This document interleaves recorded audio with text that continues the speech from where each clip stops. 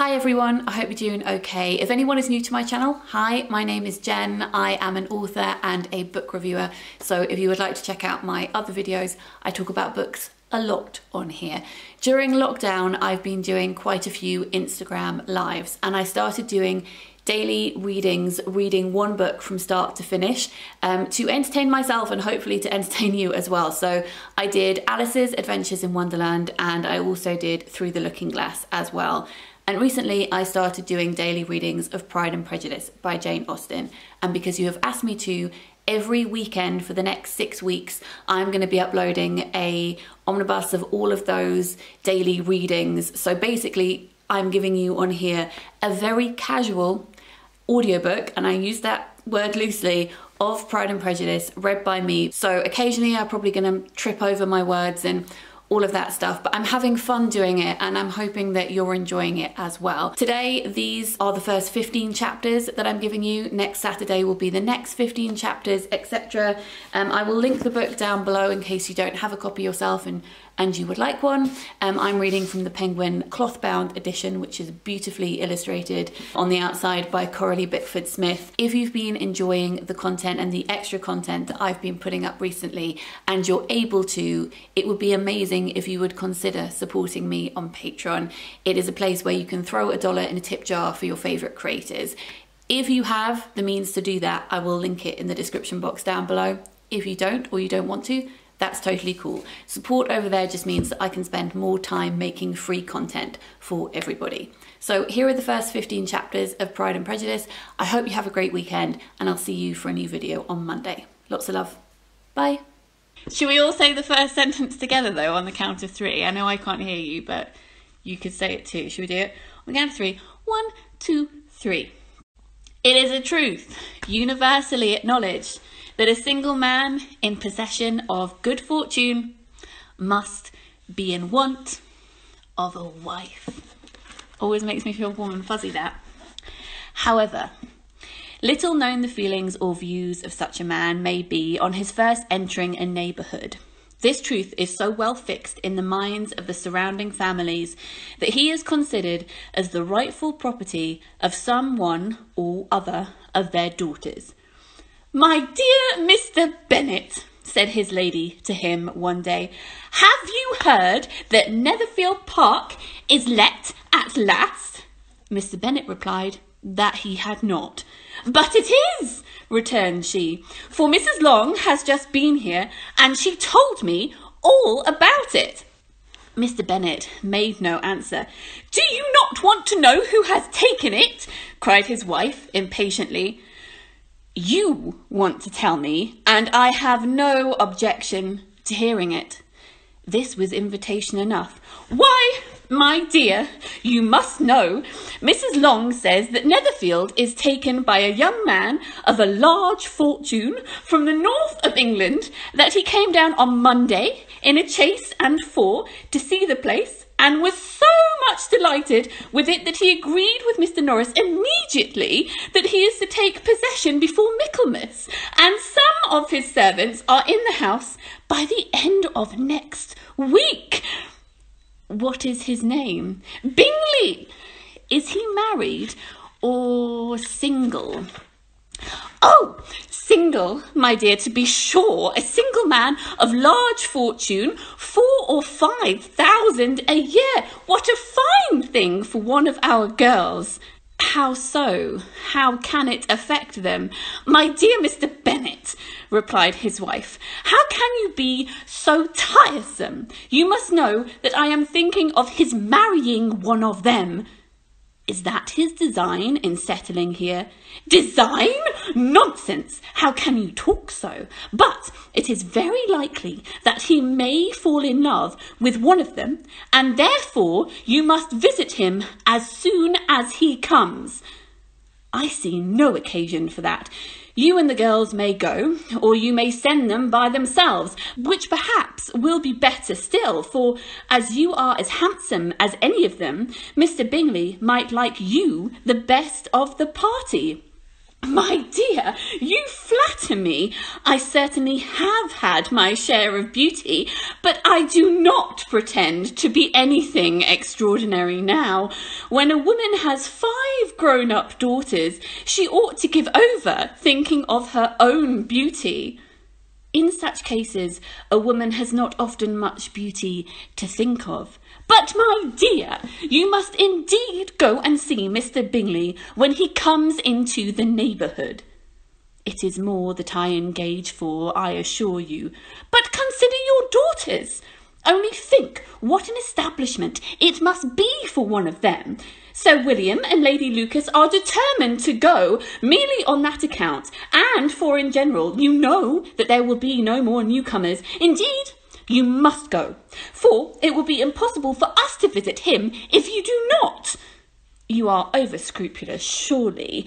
I dare say Mr. Bingley will be very glad to see you, and I will send a few lines by you to assure him of my hearty consent to marrying whichever he chooses of my girls, though I must throw in a good word for my little Lizzie. I desire you will do no such thing. Lizzie is not a bit better than the others, and I am sure she is not as half as handsome as Jane, nor as good half-humoured as Lydia, but you are always giving her preference. They have none of them much to recommend them, replied he. They are all silly and ignorant, like other girls, but Lizzie has something more of a quickness than her sisters. Mr. Bennet, how can you abuse your own children in such a way? You take great delight in vexing me. You have no compassion on my poor nerves. You mistake me, my dear. I have a high respect for your nerves. They are, in fact, my old friends. I have heard you mention them with consideration these 20 years at least. You do not know how I suffer. But I hope you will get over it, and live to see many young men of 4,000 a year come into the neighbourhood. It will be of no use to us if 20 should come, since you will not visit any of them. Depend on it, my dear, that when there are 20, I will visit them all. Mr. Bennet was so odd a mixture of quick parts, sarcastic humour, reserve and caprice that the experience of 23 years had been insufficient to make his wife understand his character. Her mind was less difficult to develop. She was a woman of mean understanding, little information and uncertain temper. When she was discontented, she fancied herself nervous. The business of her life was to get her daughters married. Its solace was visiting and news. Chapter 2. Mr. Bennet was amongst the earliest of those who waited on Mr. Bingley.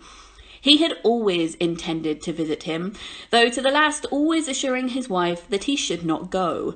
Until the evening that the visit was paid, she had no knowledge of it at all.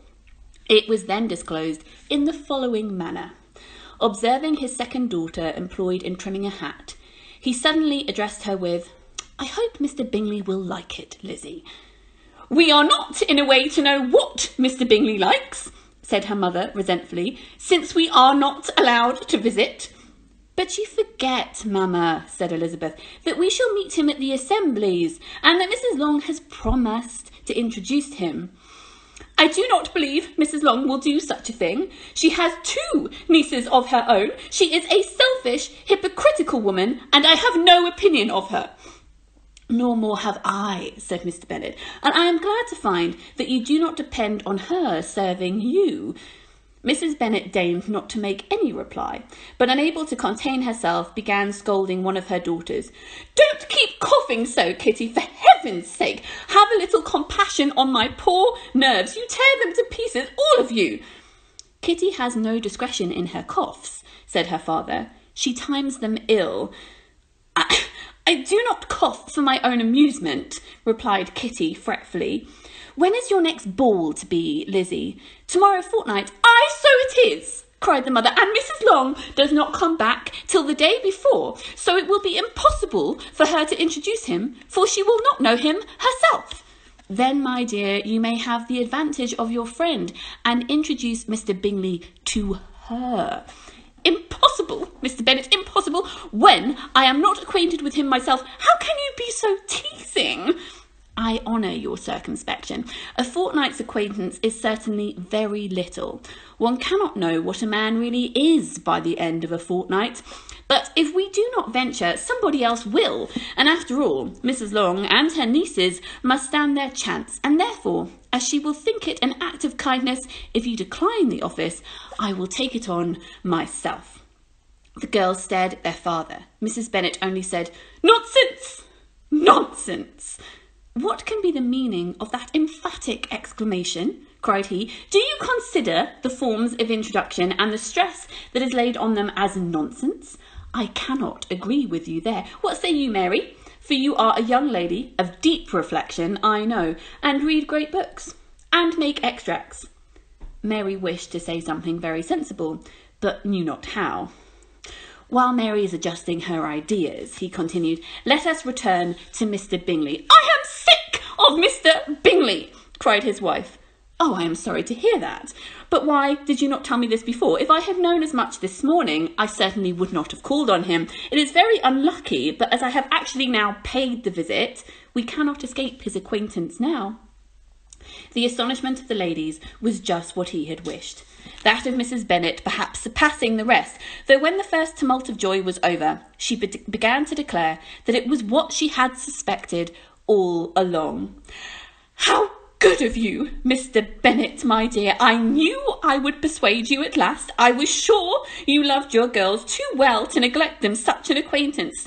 How pleased I am, and it is such a good joke, too, that you should have gone this morning and never said a word about it till now." "Now, Kitty, you may cough as much as you please," said Mr. Bennet, and as he spoke, he left the room, fatigued with the raptures of his wife. "What an excellent father you have, my girls," she said, when the door was shut. "I do not know how you will ever make amends for his kindness, or me, for that matter. At our time of life, it is not so pleasant, I can tell you, to be making a new acquaintance every day, but for your sakes, we would do anything. Lydia, my love, you are the youngest, but I dare say Mr. Bingley will dance with you at the next ball." "Oh," said Lydia stoutly, "I'm not afraid, for though I am the youngest, I am the tallest." The rest of the evening was spent in conjecturing how soon he would return Mr. Bennet's visit, and determining when they should ask him to dinner. Chapter 3. Not all that Mrs. Bennet, however, with the assistance of her 5 daughters, could ask on the subject was sufficient to draw from her husband any satisfactory description of Mr. Bingley. They attacked him in various ways with barefaced questions, ingenious suppositions, and distant surmises, but he eluded the skill of all of them, and they were at last obliged to accept the second-hand intelligence of their neighbour, Lady Lucas. Her report was highly favourable. Sir William had been delighted with him. He was quite young, wonderfully handsome, extremely agreeable, and to crown the whole, he meant to be at the next assembly with a large party. Nothing could be more delightful. To be fond of dancing was a certain step towards falling in love, and very lively hopes of Mr. Bingley's heart were entertained. "If I can but see one of my daughters happily settled at Netherfield," said Mrs. Bennet to her husband, "and all the others equally well married, I shall have nothing to wish for." In a few days, Mr. Bingley returned Mr. Bennet's visit, and sat about 10 minutes with him in his library. He had entertained hopes of being admitted to a sight of the young ladies, of whose beauty he had heard much, but he saw only their father. The ladies were somewhat more fortunate, for they had the advantage of discerning from an upper window that he wore a blue cap and rode upon a black horse. An invitation to dinner was soon afterwards dispatched, and already had Mrs. Bennet planned the courses that were to be credited to her housekeeping, when an answer arrived which deferred it all. Mr. Bingley was obliged to be in town the following day, and consequently unable to accept the honour of their invitation, and Mrs. Bennet was quite disconcerted. She could not imagine what business he could have in town so soon after his arrival in Hertfordshire, and she had begun to fear that she would never be always flying around from one place to the other, and never settled at Netherfield as he ought to be.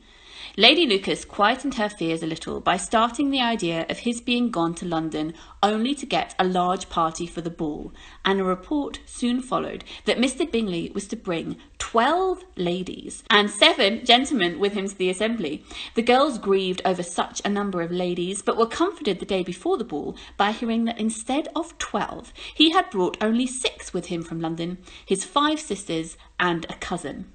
And when the party entered the assembly room, it consisted of only 5 altogether: Mr Bingley, his 2 sisters, the husband of the eldest, and another young man. Mr Bingley was good-looking and gentlemanlike. He had a pleasant countenance and easy, unaffected manners. His sisters were fine women with an air of decided fashion. His brother-in-law, Mr Hurst, merely looked the gentleman, but his friend, Mr Darcy, soon drew the attention of the room by his fine, tall person, his handsome features, noble mien, and the report was in general circulation within 5 minutes after his entrance of his having 10,000 a year. The gentlemen pronounced him to be a fine figure of a man. The ladies declared he was much more handsome than Mr Bingley, and he was looked at with great admiration for about half the evening, until his manners gave him an air of disgust. It turned the tide on his popularity, for he was discovered to be proud, to be above his company and above being pleased, and not all his large estate in Derbyshire could then save him from having a most forbidding, disagreeable countenance, and being unworthy to be compared to his friend. Mr Bingley had soon made himself acquainted with all the principal people in the room. He was lively and unreserved, danced every dance, was angry that the ball closed so early, and talked of giving one himself at Netherfield. Such amiable qualities must speak for themselves.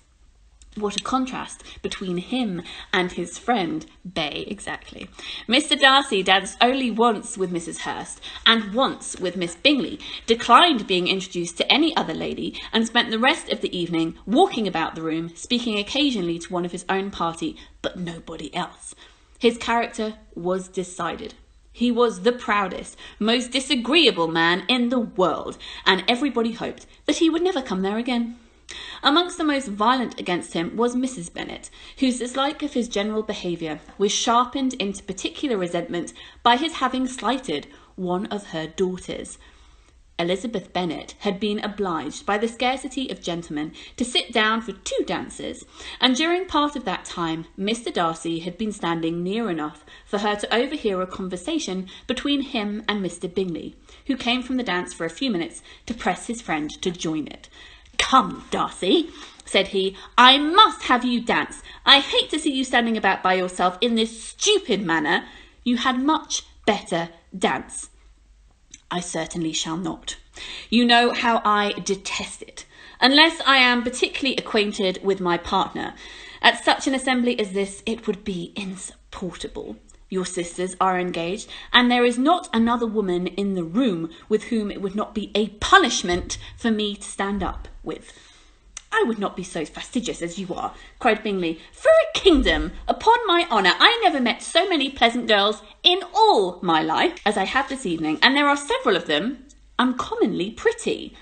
"You are dancing with the only handsome girl in the room," said Mr Darcy, looking at the eldest Miss Bennet. "Oh, she is the most beautiful creature I ever beheld, but there is one of her sisters sitting down just behind you who is very pretty, and I dare say very agreeable. Do let me ask my partner to introduce you." "Which do you mean?" And turning round, he looked for a moment at Elizabeth, till, catching her eye, he withdrew his own and coldly said, "She is tolerable, but not handsome enough to tempt me, and I am in no humour at present to give consequence to young ladies who are slighted by other men. You had better return to your partner and enjoy her smiles, for you are wasting your time with mine." Mr Bingley followed his advice. Mr Darcy walked off, and Elizabeth remained with no very cordial feelings towards him. She told the story, however, with great spirit among her friends, for she had a lively, playful disposition, which delighted in anything ridiculous. The evening altogether passed off pleasantly to the whole family. Mrs Bennet had seen her eldest daughter much admired by the Netherfield party. Mr Bingley had danced with her twice, and she had been distinguished by his sisters. Jane was as much gratified by this as her mother could be, though in a quieter way. Elizabeth felt Jane's pleasure.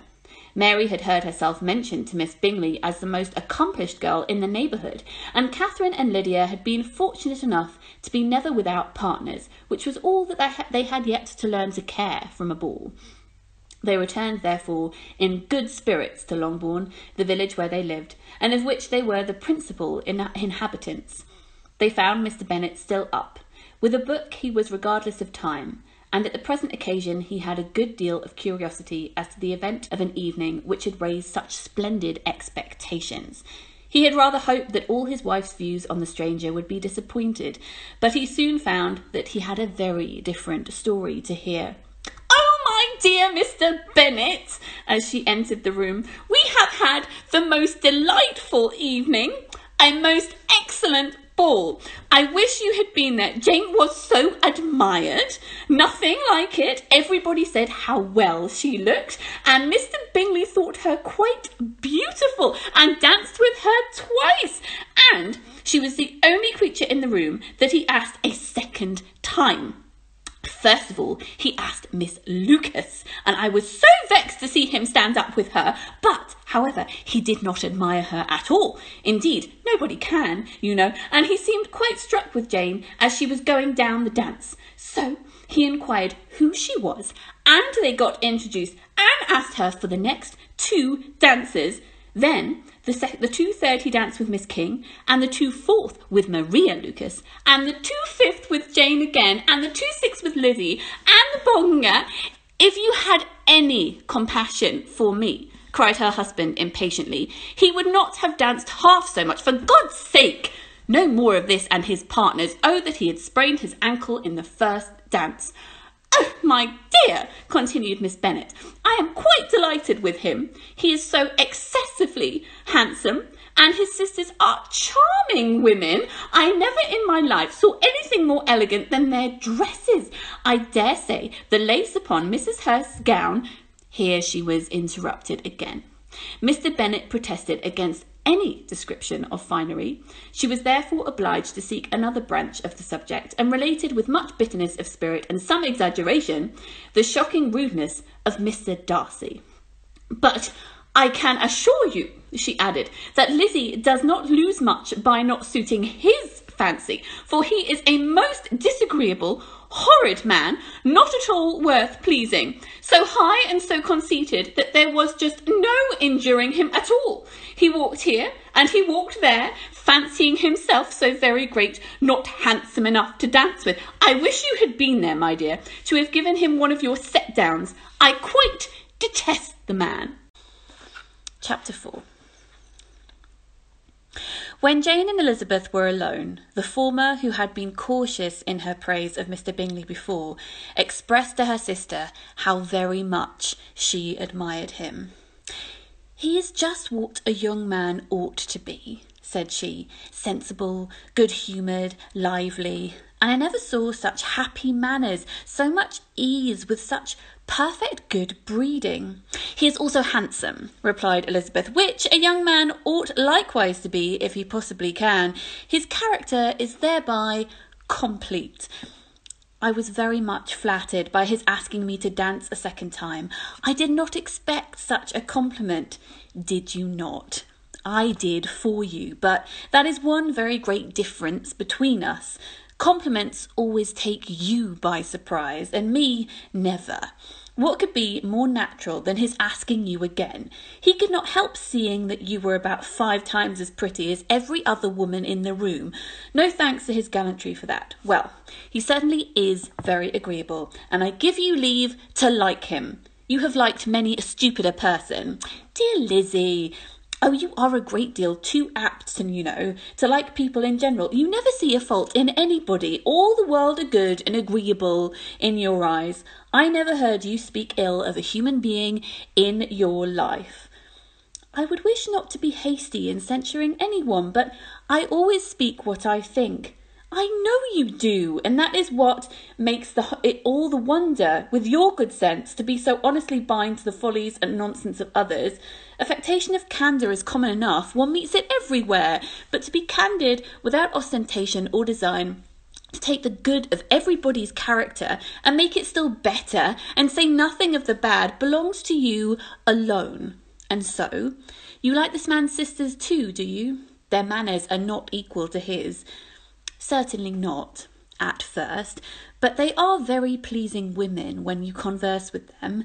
Miss Bingley is to live with her brother and keep his house, and I am much mistaken if we shall not find a very charming neighbour in her." Elizabeth listened in silence, but was not convinced. Their behaviour at the assembly had not been calculated to please in general, and with more quickness of observation and less pliancy of temper than her sister, and with a judgment too unassailed by any attention to herself, she was very little disposed to approve of them. They were, in fact, very fine ladies, not deficient in good humour when they were pleased, nor in the power of being agreeable when they chose it, but proud and conceited. They were rather handsome, had been educated in one of the first private ceremonies in town, had a fortune of £20,000, were in the habit of spending more than they ought, and of associating with people of rank, and were therefore in every respect entitled to think well of themselves and meanly of others. They were of a respectable family in the north of England, a circumstance more deeply impressed on their memories than that their brother's fortune and their own had been acquired by trade. Mr Bingley inherited property to the amount of nearly £100,000 from his father, who had intended to purchase an estate, but did not live to do it. Mr Bingley intended it likewise, and sometimes made choice of his county, but as he was now provided with a good house and the liberty of a manor, it was doubtful to many of those who best knew the easiness of his temper whether he might not spend the remainder of his days at Netherfield, and leave the next generation to purchase. His sisters were very anxious for his having an estate of his own, but though he was now established only as a tenant, Miss Bingley was by no means unwilling to preside at his table, nor was Mrs Hurst, who had married a man of more fashion than fortune, less disposed to consider his house as her home when it suited her. Mr Bingley had not been of age 2 years when he was tempted by an accidental recommendation to look at Netherfield House. He did look at it, and into it for half an hour, was pleased with the situation and the principal rooms, satisfied with what the owner said in its praise, and took it on immediately. Between him and Darcy there was a very steady friendship, in spite of a great opposition of character. Bingley was endeared to Darcy by the easiness, openness, ductility of his temper, though no disposition could offer a greater contrast to his own, and though with his own he never appeared dissatisfied. On the strength of Darcy's regard, Bingley had the firmest reliance, and of his judgment the highest opinion. In understanding, Darcy was the superior. Bingley was by no means deficient, but Darcy was clever. He was at the same time haughty, reserved, and fastidious, and his manners, though well-bred, were not inviting. In that respect, his friend had greatly the advantage. Bingley was sure of being liked wherever he appeared. Darcy was continually giving offence. The manner in which they spoke of Meryton Assembly was sufficiently characteristic. Bingley had never met with pleasanter people or prettier girls in his life. Everybody had been most kind and attentive to him. There had been no formality, no stiffness. He had soon felt acquainted with all the room, and to Miss Bennet he could not conceive an angel more beautiful than she. Darcy, on the contrary, had seen a collection of people in who there was little beauty and no fashion, for none of whom he had felt the smallest interest, and from none received either attention or pleasure. Miss Bennet he acknowledged to be pretty, but she smiled too much.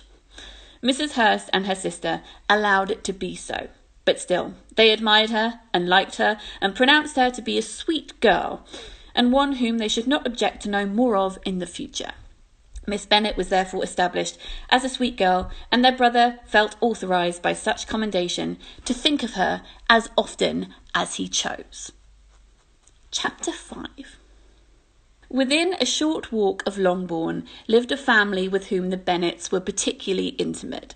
Sir William Lucas had been formerly in trade in Meryton, where he had made a tolerable fortune and risen to the honour of knighthood by an address to the king during his mayoralty. The distinction had perhaps been felt too strongly. It had given him a disgust to his business and to his residence in a small market town, and quitting them both, he had removed with his family to a house about a mile from Meryton, denominated from that period Lucas Lodge, where he could think with pleasure of his own importance, and, unshackled by business, occupy himself solely in being civil to all the world. For though elated by his rank, it did not render him supercilious. On the contrary, he was all attention to everybody. By nature inoffensive, friendly and obliging, his presentation at St. James's had made him courteous. Lady Lucas was a very good, kind woman, not too clever to be a valuable neighbour to Mrs. Bennet. They had several children. The eldest of them was a sensible, intelligent young woman, about 27, and she was Elizabeth's intimate friend. That the Miss Lucases and the Miss Bennets should meet to talk over a ball was absolutely necessary, and the morning after the assembly brought the former to Longbourn to hear and to communicate. "You began the evening well, Charlotte," said Mrs. Bennet, with a civil self-command to Miss Lucas. "You were Mr. Bingley's first choice." "Yes, but he seemed to like his second better." "Oh, you mean Jane? Oh, I suppose because he danced with her twice. To be sure, that did feel as though he admired her. Indeed, I rather do believe he did. I heard something about it, but I hardly know what. Something about Mr. Robinson." "Perhaps you mean what I overheard between him and Mr. Robinson.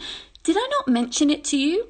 Mr. Robinson's asking him how he liked our Meryton assemblies, and whether he did not think there were a great many pretty women in the room, and which he thought was the prettiest. And his answer immediately to the last question, 'Oh, the eldest Miss Bennet, beyond a doubt. There cannot be two opinions on that point.'" "Upon my word! Well, that was a very, very decided thing indeed. That does seem as he, but well, however, it may come to nothing, you know." "My overhearings were more to the purpose than yours, Eliza," said Charlotte. "Mr. Darcy is not so well worth listening to as his friend, is he? Poor Eliza, to be only just tolerable."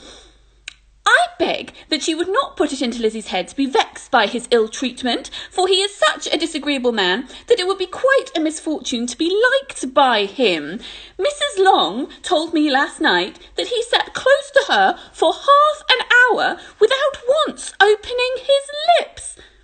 "Are you quite sure, ma'am? Is there not a little mistake?" said Jane. "I certainly saw Mr. Darcy speaking to her." "Aye, because she asked him at last how he liked Netherfield, and he could not help answering her. But she said he seemed very angry at being spoken to." "Miss Bingley told me," said Jane, "that he never speaks much, unless among his intimate acquaintances. With them he is remarkably agreeable." "I do not believe any word of it, my dear. If he had been so very agreeable, he would have talked to Mrs. Long, but I can guess how it was. Everybody says that he is eaten up with pride, and I dare say he had heard somehow that Mrs. Long does not keep a carriage, and had come to the Hall in a hack chaise." "I do not mind his not talking to Mrs. Long," said Mrs. Lucas, "but I wish he had danced with Eliza." "Another time, Lizzie," said her mother. "I would not dance with him, if I were you." "I believe, ma'am, I may safely promise you never to dance with that man."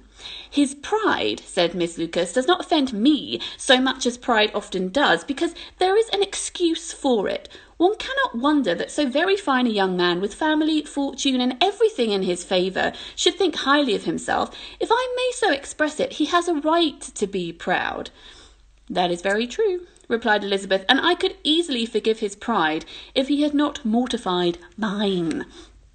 "Pride," observed Mary, who piqued herself upon the solidity of her reflections, "is a very common failing, I believe. By all I have read, I am convinced that it is very common indeed, that human nature is particularly prone to it, and that there are very few of us who do not cherish a feeling of self-complacency on the score of some quality or other, real or imaginary. Vanity and pride are different things, though the words are often used synonymously. A person may be proud without being vain. Pride relates more to our opinion of ourselves, vanity to what we would have others think of us. "If I were as rich as Mr Darcy," cried young Lucas, who came in with his sisters, "I should not care how proud I was. I would keep a pack of foxhounds and drink a bottle of wine every day." "Then you would drink a great deal more than you ought," said Mrs Bennet, "and if I were to see you at it, I should take away your bottle immediately." The boy protested that she should not. She continued to declare that she would, and the argument ended only with the visit. Ooh, I pressed a button. Chapter 6. The ladies of Longbourn soon waited on those of Netherfield. The visit was returned in due form. Miss Bennet's pleasing manners grew on the goodwill of Mrs Hurst and Miss Bingley, and though the mother was found to be intolerable, and the younger sisters not worth speaking to, a wish of being better acquainted with them was expressed towards the two eldest. By Jane, this attention was received with the greatest pleasure, but Elizabeth did not agree with the treatment of them, hardly accepting even her sister, and could not like them, though their kindness to Jane, such as it was, had a value as arising in all probability from the influence of their brother's admiration. It was generally evident whenever they met that he did admire her, and to her it was equally evident that Jane was yielding to the preference which she had begun to entertain from him from the first, and was in a way to be very much in love with him. But she considered with pleasure that it was not likely to be discovered by the world in general, since Jane united with great strength of feeling, a composure of temper, and a uniform cheerfulness of manner which would guard her from the suspicions of the impertinent. She mentioned this to her friend, Miss Lucas. "It may perhaps be pleasant," replied Charlotte, "to be able to impose on the public in such a case, but it is sometimes a disadvantage to be so guarded. If a woman conceals her affection with the same skill from the object of it, she may lose the opportunity of fixing him, and it will then be but poor consolation to believe the world equally in the dark. There is so much of gratitude or vanity in almost every attachment that it is not safe to leave any to itself. We can all begin freely. A slight preference is natural enough, but there are very few of us who have heart enough to be really in love without encouragement. In 9 cases out of 10, a woman had better show more affection than she feels. Bingley likes your sister, undoubtedly, but he may never do more than like her if she does not help him on. But she does help him on, as much as her nature will allow. If I can perceive regard for him, he must be a simpleton indeed not to see it. Remember, Eliza, that he does not know Jane's disposition as well as you. But if a woman is partial to a man, and does not endeavour to conceal it, he must find out. Perhaps he must, if he sees enough of her. But though Bingley and Jane meet tolerably often, it is never for many hours together, and as they always see each other in large mixed parties, it is impossible that every moment should be employed in conversing together. Jane should therefore make the most of every half hour in which she can command his attention. When she is secure of him, there will be leisure for falling in love as much as she chooses. "Your plan is a good one," replied Elizabeth, "when nothing is in question but the desire of being well married, and if I were determined to get a rich husband, or any husband, I dare say, I should adopt it. But these are not Jane's feelings. She is not acting by design. As yet, she cannot even be certain of the degree of her own regard, nor of its reasonableness. She has known him only a fortnight. She danced 4 dances with him in Meryton. She saw him one morning at his own house, and has since dined in his company with him 4 times. That is not quite enough to make her understand his character. Not as you represent it. Had she merely dined with him, she might only have discovered whether he had a good appetite. But you must remember that 4 evenings have also been spent together, and 4 evenings may do a great deal." "Yes, but with respect to any leading characteristic, I do not imagine that much has been unfolded." "Well," said Charlotte, "I wish Jane success with all of my heart, and if she were married to him tomorrow, I should think him as good a chance of happiness as if she were to be studying his character for 12 months. Happiness in marriage is entirely a matter of chance. If the dispositions of the parties are ever so well known to each other, or ever so similar beforehand, it does not advance their felicity in the slightest. They always continue to grow sufficiently, unlike afterwards, to have their share of vexation, and it is better to know as little as possible of the defects of the person with whom you are to pass your life. You make me laugh, Charlotte, but it is not sound. You know it is not sound, and that you would never act in this way yourself. Occupied in observing Mr. Bingley's attentions to her sister, Elizabeth was far from suspecting that she was herself becoming an object of some interest in the eyes of his friend, Mr. Darcy.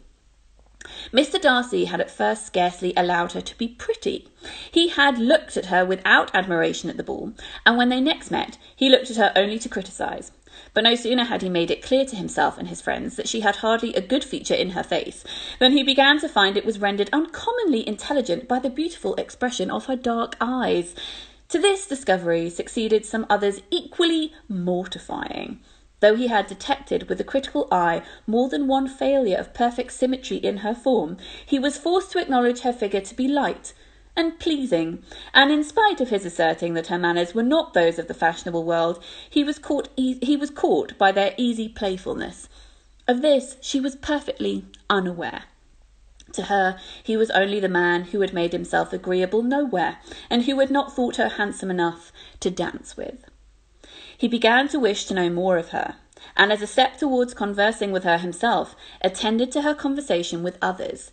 His doing so drew her notice. It was at a Sir William Lucas's, where a large party was assembled.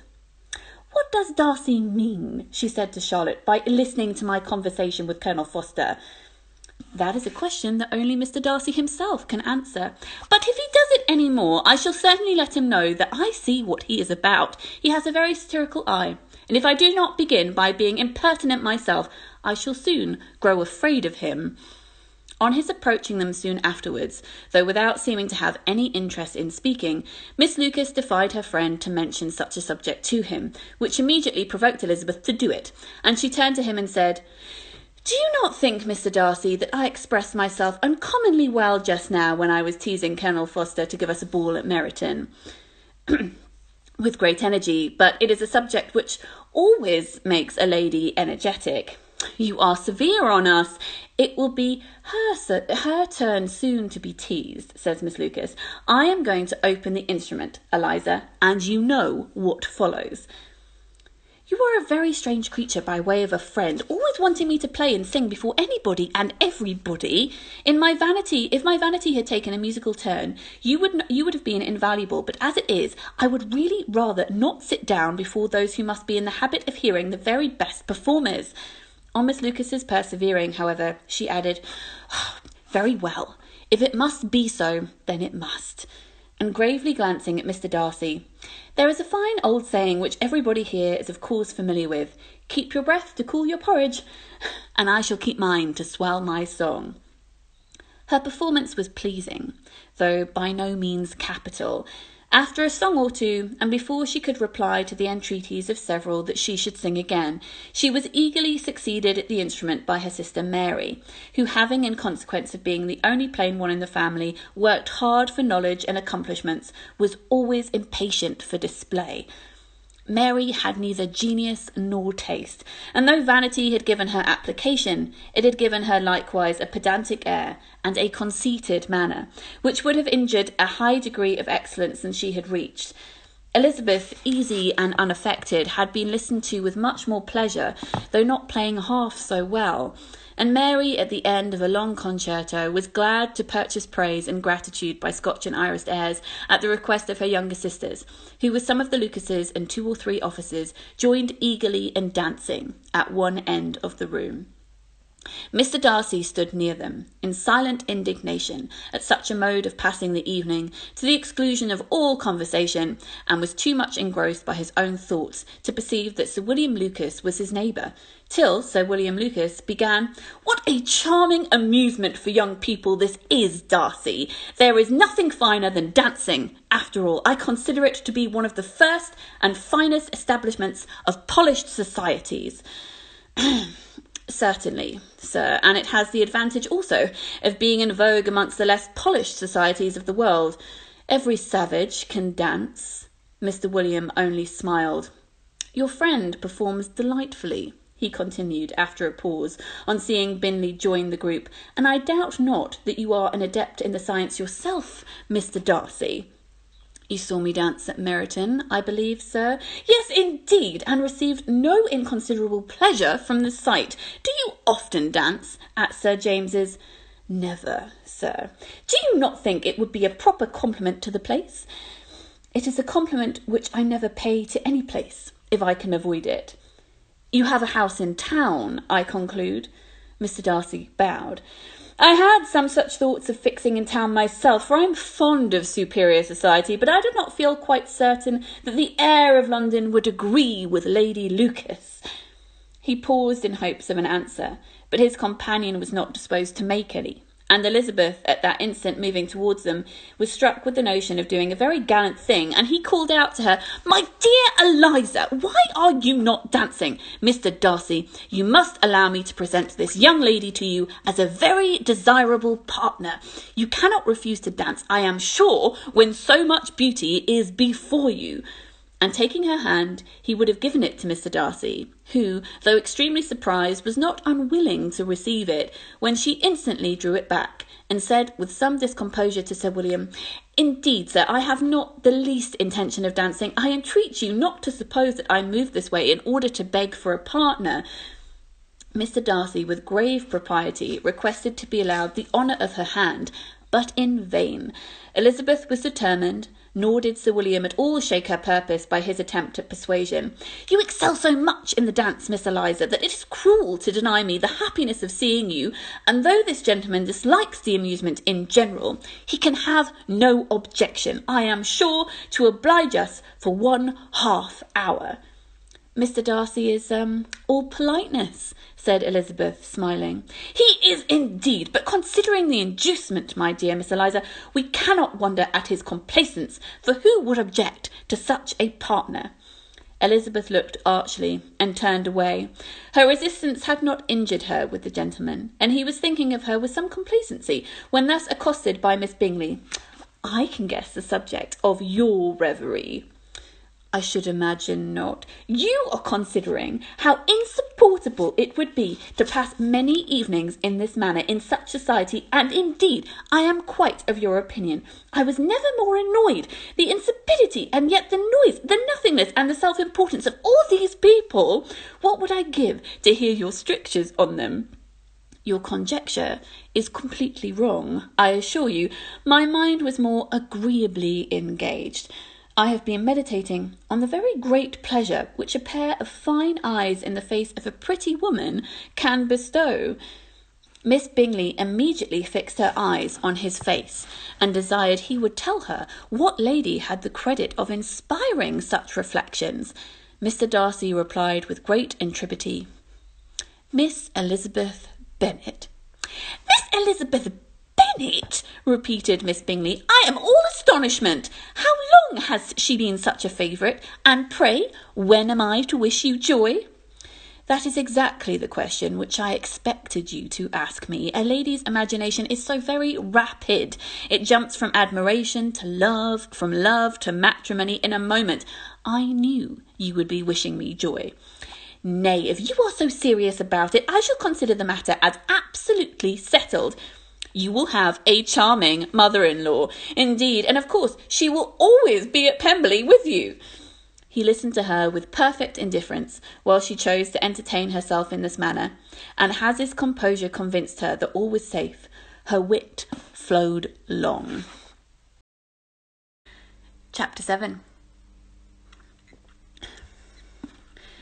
Mr. Bennet's property consisted almost entirely in an estate of 2,000 a year, which, unfortunately for his daughters, was entailed in default of heirs male on a distant relation, and their mother's fortune, though ample for her situation in life, could but ill supply the deficiency of his. Her father had been an attorney in Meryton, and had left her £4,000. She had a sister married to a Mr. Phillips, who had been a clerk to their father, and had succeeded him in the business, and a brother settled in London in a respectable line of trade. The village of Longbourn was only 1 mile from Meryton, a most convenient distance for the young ladies, who were usually tempted thither 3 or 4 times a week to pay their duty to their aunt and to a milliner's shop just over the way. The 2 youngest of the family, Catherine and Lydia, were particularly frequent in these attentions. Their minds were more vacant than their sisters', and when nothing better offered, a walk to Meryton was necessary to amuse their morning hours and furnish conversation for the evening, and however bare the news of the county in general might be, they always contrived to learn something from their aunt. At present, indeed, they were well supplied both with news and happiness by the recent arrival of a militia regiment in the neighbourhood. It was to remain there the whole winter, and Meryton was its headquarters. Their visits to Mrs. Phillips were now productive of the most interesting intelligence. Every day added something to their knowledge of the officers' names and connections. Their lodgings were not long a secret, and at length they began to know the officers themselves. Mr. Phillips visited them all, and this opened to his nieces a source of felicity unknown before.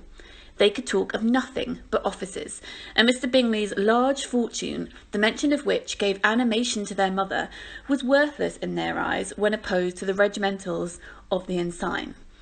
After listening to one morning to their effusions on the subject, Mr. Bennet coolly observed, "From all that I can collect by your manner of talking, you must be 2 of the silliest girls in the country. I have suspected it for some time, but now I am convinced." Catherine was disconcerted and made no answer, but Lydia, with perfect indifference, continued to express her admiration of Captain Carter and her hope of seeing him in the course of the day, as he was going to next morning to London. "I am astonished, my dear," said Mrs. Bennet, "that you should be so ready to think your own children silly. If I wish to think slightingly of anybody's children, it should not be my own."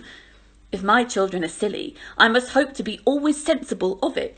"Yes, but as it happens, they are all of them very clever." "This is the only point, I flatter myself, on which we do not agree. I had hoped that our sentiments coincided in every particular, but I must so far differ from you as to think that our 2 youngest daughters uncommonly foolish." "My dear Mr. Bennet, you must not expect such girls to have the sense of their father and mother. When they get to our age, I dare say they will not think about officers any more than we do. I remember the time when I liked a red coat myself very well, and indeed, so I still do at my heart, and if a smart young colonel with 5,000 or 6,000 a year should want one of my girls, I shall not say nay to him. And I thought Colonel Forster looked very becoming the other night at Sir William's and in his regimentals." "Mamma," cried Lydia, "my aunt says that Colonel Forster and Captain Carter do not go so often to Miss Watson's as they did when they first came. She sees them now very often standing in the clerk's library." Mrs. Bennet was prevented from replying by the entrance of the footman with a note for Miss Bennet. It came from Netherfield, and the servant waited for an answer. Mrs. Bennet's eyes sparkled with pleasure, and she was eagerly calling out while her daughter read. "Well, Jane, who is it from? What is it about? What does he say? Well, Jane, make haste and tell us. Make haste, my love." "It is from Miss Bingley," said Jane, and then read it out loud. "My dear friend, if you are not so compassionate as to dine today with Louisa and me, we shall be in danger of hating each other for the rest of our lives. For a whole day's tete-a-tete between 2 women can never end without a quarrel. Come as soon as you can on the receipt of this. My brother and the gentleman are to dine with the officers. Yours ever, Caroline Bingley." "With the officers?" cried Lydia. "I wonder my aunt did not tell us of that." "Dining out," said Mrs. Bennet. "That is very unlucky, Jane." "Can I have the carriage?" said Jane. "No, my dear, you had better go on horseback, because it seems likely to rain, and then you must stay all night." "That would be a good scheme," said Elizabeth, "if you were sure that they would not offer to send her home." "Oh, but the gentlemen will have Mr. Bingley's chaise to go to Meryton, and the Hursts have no horses of their own."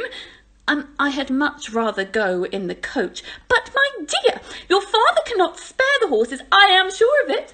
They are wanted in the farm, Mr Bennet, are they not? They are wanted in the farm much oftener than I can get to them. But if you have got them today, said Elizabeth, my mother's purpose will be answered. She did at last extort from her father an acknowledgment that the horses were engaged. Jane was therefore obliged to go on horseback, and her mother attended her to the door with many cheerful prognostics of a bad day. Her hopes were answered. Jane had not been gone long before it started raining hard. Her sisters were uneasy for her, but her mother was delighted. The rain continued the whole evening without intermission. Jane certainly could not come back. "This was a very lucky plan of mine indeed," said Mrs Bennet more than once, as if the credit of making it rain were all her own. Till the next morning, however, she was not aware of all the felicity of her contrivance. Breakfast was scarcely over when a servant from Netherfield brought the following note for Elizabeth. "My dearest Lizzie, I find myself very unwell this morning, which I suppose is to be imputed for my getting wet through yesterday. My kind friends will not hear of my returning home until I am better. They insist also on my seeing Mr Jones. Therefore, do not be alarmed if you should hear of his having been to see me, and excepting a sore throat and headache, there is not much the matter with me. Yours, Jane." "Well, my dear," said Mr Bennet, when Elizabeth had read the note aloud, "if your daughter should have a dangerous fit of illness, if she should die, it would be a great comfort to know that it was all in pursuit of Mr Bingley, and under your orders." "Oh, I am not afraid of her dying. People do not die of trifling colds. She will be taken good care of. As long as she stays there, it is very well indeed. I would go and see her, if I could have the carriage."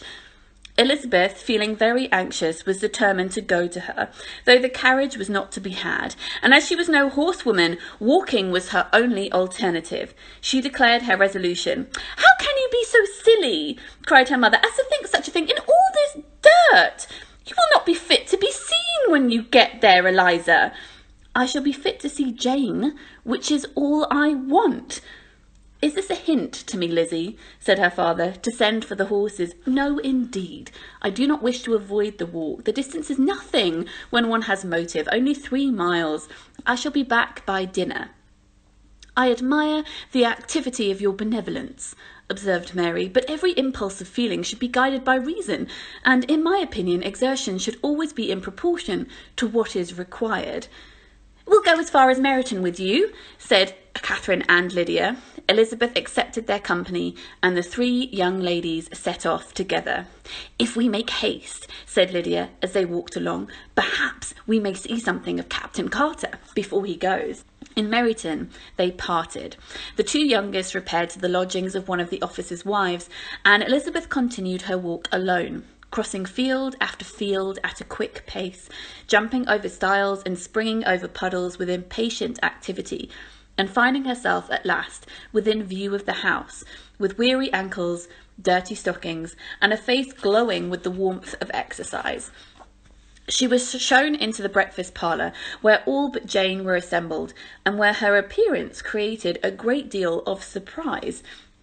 That she should have walked 3 miles so early in the day, in such dirty weather, and by herself, was almost incredible to Mrs Hurst and to Miss Bingley, and Elizabeth was convinced that they held her in contempt for it. She was received, however, very politely by them, and in their brother's manners there was something better than politeness. There was good humour and kindness. Mr Darcy said very little, and Mr Hurst said nothing at all. The former was divided between admiration of the brilliancy which exercise had given to her complexion, and doubt as to the occasions justifying her coming so far alone. The latter was thinking only of his breakfast. Her inquiries after her sister were not so very favourably answered. Miss Bennet had slept ill, and though up was very feverish, and not well enough to leave her room. Elizabeth was glad to be taken to her immediately, and Jane, who had only been withheld by the fear of giving alarm or inconvenience from expressing in her note how much she longed for a visit, was delighted at her entrance.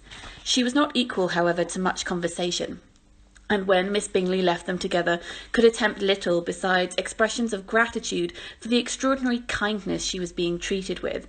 Elizabeth silently attended to her. When breakfast was over, they were joined by the sisters, and Elizabeth began to like them herself when she saw how much affection and solicitude they showed for Jane.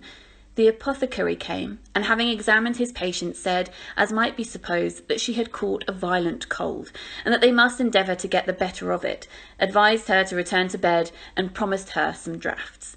The advice was followed readily, for the feverish symptoms increased, and her head ached acutely. Elizabeth did not quit her room for a moment, nor were the other ladies often absent, the gentlemen being out. They had, in fact, nothing to do elsewhere. When the clock struck 3, Elizabeth felt she must go, and very unwillingly so.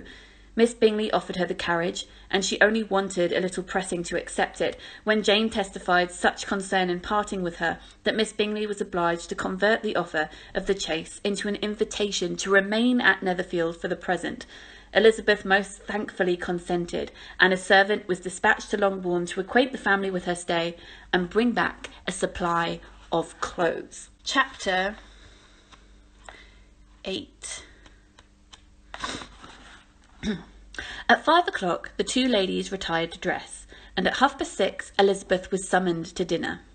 To the civil inquiries which then poured in, and amongst which she had the pleasure of distinguishing the much superior solicitude of Mr Bingley's, she could not make a very favourable answer. Jane was by no means better. The sisters, on hearing this, repeated 3 or 4 times how much they were grieved, how shocking it was to have a bad cold, and how excessively they disliked being ill themselves, and then thought no more of the matter, and their indifference towards Jane, when not immediately before them, restored Elizabeth to the enjoyment of all her original dislike. Their brother, indeed, was the only one of the party whom she could regard with any complacency. His anxiety for Jane was evident, and his attentions to her most pleasing, and they prevented her feeling herself so much an intruder as she believed she was considered by the others. She had very little notice from any but him. Miss Bingley was engrossed by Mr Darcy, her sister scarcely less so, and as for Mr Hurst, by whom Elizabeth sat, he was an indolent man, who lived only to eat, drink, and play cards, and who, when he found her preferred a plain dish to a ragout, had nothing to say to her at all. When dinner was over, she returned directly to Jane, and Miss Bingley began abusing her as soon as she was out of the room. Her manners were pronounced to be very bad indeed, a mixture of pride and impertinence. She had no conversation, no style, no haste, no beauty. Mrs Hurst thought the same, and she added, "She has nothing, in short, to recommend her, but being an excellent walker. I shall never forget her appearance this morning. She looked rather wild." "She did indeed, Louisa. I could hardly keep my countenance. Very nonsensical to come at all. Why must she be scampering about the country because her sister had a cold? Her hair so untidy, so blousy. Yes, and her petticoat. I hope you saw her petticoat. 6 inches deep in mud, I am absolutely certain, and the gown which had been let down to hide it, not doing its office." "Your picture may be very exact, Louisa," said Mr Bingley, "but this was all lost upon me. I thought Miss Elizabeth Bennet looked remarkably well when she came into the room this morning. Her dirty petticoat quite escaped my notice." "You observed it, Mr Darcy, I am sure," said Miss Bingley, "and I am inclined to think that you would not wish to see your sister make such an exhibition of herself." "Certainly not. To walk 3 or 4 miles, or 5, whatever it is, with mud all above her ankles, and alone, quite alone. What did she mean by it? It seems to me to show an abominable sort of conceited independence, a most country town indifference to decorum." "It shows an affection for her sister that is very pleasing," said Bingley. "I'm afraid, Mr Darcy," observed Miss Bingley in half a whisper, "that this adventure has rather affected your admiration of her fine eyes." "Not at all," he replied. "They were brightened by the exercise." A short pause followed this speech, and Mrs Hurst began again. I have an excessive regard for Jane Bennet. She really is a very sweet girl, and I wish with all my heart she were well settled, but with such a father and mother and such low connections, I'm afraid there is no chance of it. I think I heard you say that their uncle is an attorney in Meryton. Yes, and they have another who lives somewhere near Cheapside. Oh, that is capital, added her sister, and they both laughed heartily. If they had uncles enough to fill all Cheapside, cried Bingley, it would not make them one jot less agreeable. It must very materially lessen their chance of marrying men of any consideration in this world, replied Darcy. To this speech Bingley made no answer, but his sisters gave it their hearty assent, and indulged their mirth for some time at the expense of their dear friend's vulgar relations. With a renewal of tenderness, however, they repaired to their room on leaving the dining parlour, and sat with her till summoned to coffee. She was still very poorly, and Elizabeth would not quit her at all till late in the evening, when she had the comfort of seeing her asleep, and when it appeared to her rather right than pleasant that she should go downstairs herself. On entering the drawing-room she found the whole party playing cards, and was immediately invited to join them, but suspecting them to be playing high, she denied it, and making her sister the excuse, she said she would amuse herself for the short time she could stay below with a book. Mr. Hurst looked at her with astonishment. "Do you prefer reading to cards?" said he. "That is rather singular." "Oh, Miss Eliza Bennet," said Miss Bingley, "despises cards. She's a great reader, and has no pleasure in anything else."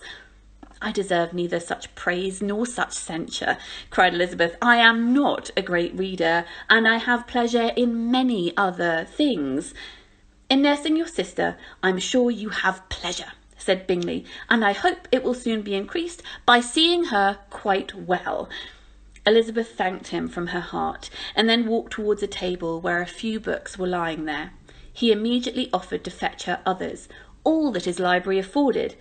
"And I wish my collection were larger for your benefit, and for my own credit, but I'm an idle fellow, and though I have not many, I have more than I will ever look into."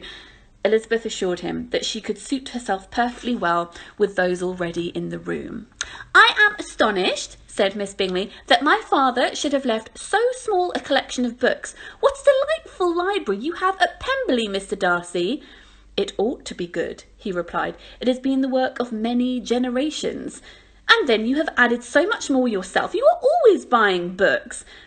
"I cannot comprehend the neglect of a family library in such days as these." "Neglect! I am sure you neglect nothing that can add to the beauties of that noble place. Charles, when you build your house, I wish it may be half as delightful as Pemberley."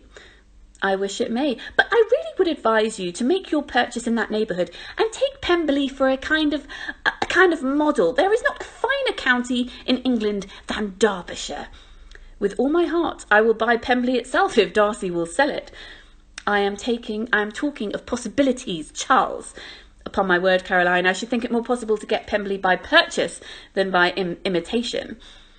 Elizabeth was so much caught by what passed as to leave her very little attention for her book, and soon laying it wholly aside, she drew near the card table and stationed herself between Mr. Bingley and his elder sister to observe the game of cards. "Is Miss Darcy grown much since the spring?" said Miss Bingley. "Will she be as tall as I am?" "I think she will. She is now about Miss Elizabeth Bennet height, or rather taller. How I long to see her again! I never met with anybody who delighted me so much. Such countenance, such manners, and so extremely accomplished for her age. Her performance on the pianoforte is exquisite." "It is amazing to me," said Bingley, "how young ladies can have patience to be so very accomplished as they all are." "All young ladies accomplished? My dear Charles, what do you mean?" Yes, all of them, I think. They all paint tables and cover screens and net purses. I scarcely know anyone who cannot do all this, and yet I am sure I never heard a young lady spoken of for the first time without being informed that she is very accomplished." Your list of the common extent of accomplishments, said Darcy, has too much truth. The word is applied to too many a woman, who deserves it no otherwise than by netting a purse or covering a screen. But I am very far from agreeing with you in your estimation of ladies in general. I cannot boast of knowing more than half a dozen in the whole range of my acquaintance that are actually really accomplished. Nor am I am sure, said Miss Bingley. Then, observed Elizabeth, you must comprehend a great deal in your idea of an accomplished woman. Yes, I do comprehend a great deal in it. Oh, certainly, cried his faithful assistants. No one can be really esteemed accomplished who does not greatly surpass what is usually met with. A woman must have a thorough knowledge of music, singing, drawing, dancing, and the modern languages to deserve the word. And besides all this, she must possess a certain something in her air and manner of walking, the tone of her voice, her address, and her expressions. All the world will be but half deserved. All this she must possess, added Darcy, and to all this she must yet add something more substantial in the improvement of her mind by extensive reading. I am no longer surprised at your knowing only 6 accomplished women. I rather wonder at you knowing any. Are you so severe upon your own sex as to doubt the possibility of all this? I never saw such a woman. I never saw such capacity and taste and application and elegance as you describe, united. Mrs. Hurst and Miss Bingley both cried out against the injustice of her implied doubt, and were both protesting that they knew of many women who answered to this description, when Mr. Hurst called them to order with bitter complaints of their inattention to what was going on. As all conversation was thereby at an end, Elizabeth soon afterwards left the room. Eliza Bennet, said Miss Bingley, when the door was closed on her, is one of those young ladies who seek to recommend themselves to the other sex by undervaluing their own. And with many men, I dare say, it succeeds. But, in my opinion, it is a paltry device, a very mean art. Undoubtedly, replied Darcy, to whom this remark was chiefly addressed. There is meanness in all the arts which ladies sometimes condescend to employ for captivation. Whatever bears affinity to cunning is despicable. Miss Bingley was not so entirely satisfied with this reply as to continue the subject. Elizabeth joined them again, only to say that her sister was worse, and that she could not leave her. Bingley urged Mr. Jones's being sent for immediately, while her sisters, convinced that no country advice could be of any service, recommended an express to town for one of the most eminent physicians.